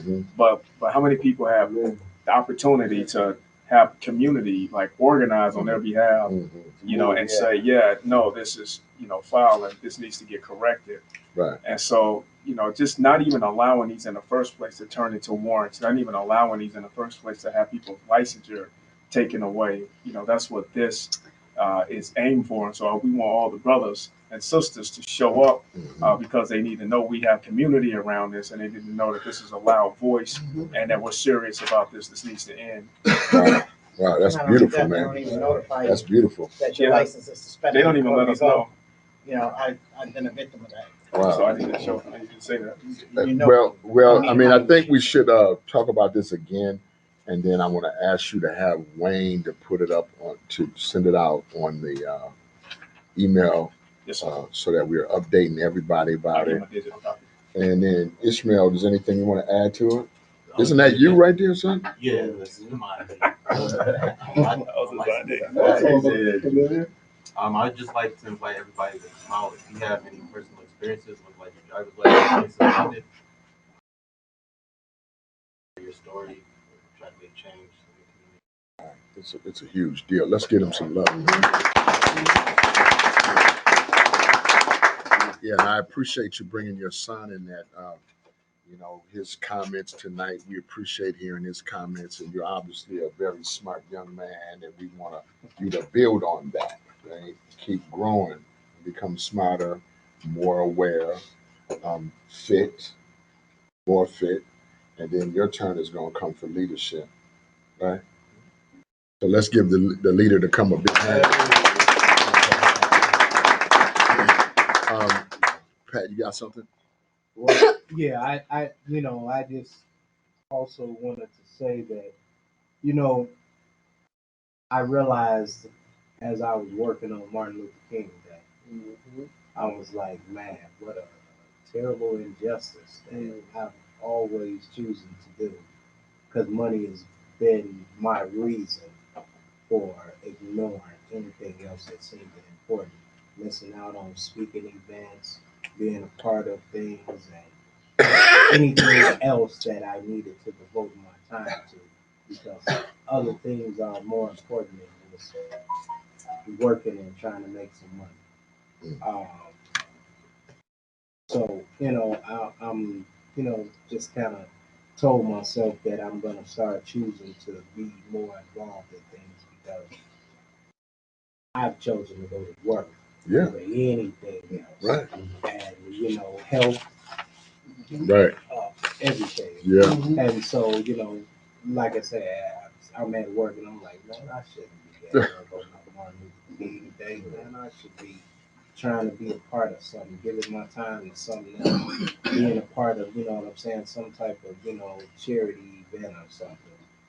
So it's one of the things that I'm focused on changing this year. That was important, man. That was important for you to acknowledge. That's right. And you're not wrong.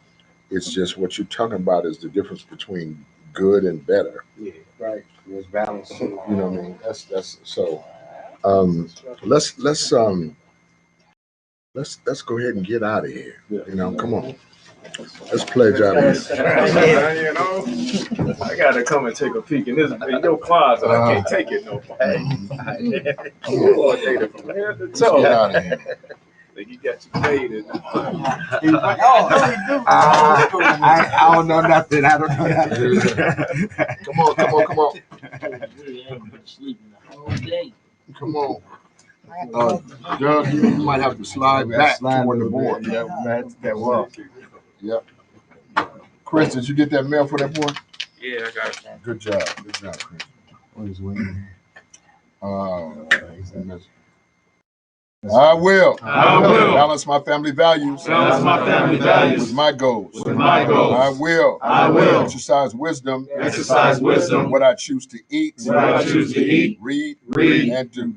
I will. I will. Strive to make all relationships. Strive to make all relationships. Win-win. Win-win. Or no deal. Or no deal. Win-win. Win-win. No deal. Or no deal. I will. I will. Under every circumstance. Under every circumstance. Maintain a positive attitude. Maintain a positive attitude. I will. I will. Enjoy my life. Enjoy my life. With a sense of humor. With a sense of humor. While taking advantage of my opportunities. While taking advantage of my opportunities. And learning from my misfortunes. And learning from my misfortunes. Either I win. Either I win. Or I learn. Or I learn. I will. I will. Act upon circumstances. Act upon circumstances. Rather than have them act upon me. Rather than have them act upon me. I will. I will. On a daily basis. On a daily basis. Be proactive with my goals. Be proactive with my goals. I will. I will. Always protect my wisdom. Always protect my wisdom. My health. My health. And my happiness. And my happiness. I will. I will. Stay principle-centered. Stay principle-centered. And maintain a positive circle of influence. And maintain a positive circle of I influence. will. I will. Daily learn. Daily learn. Daily learn. Daily learn. Commit. Commit. And do. And do. I will. I will. Act according to the POP Leadership Institute. Act according to the POP Leadership Institute. And be productive in my community. And be productive in my community. And my private life. And my private life. Let's hug somebody and clean this place up.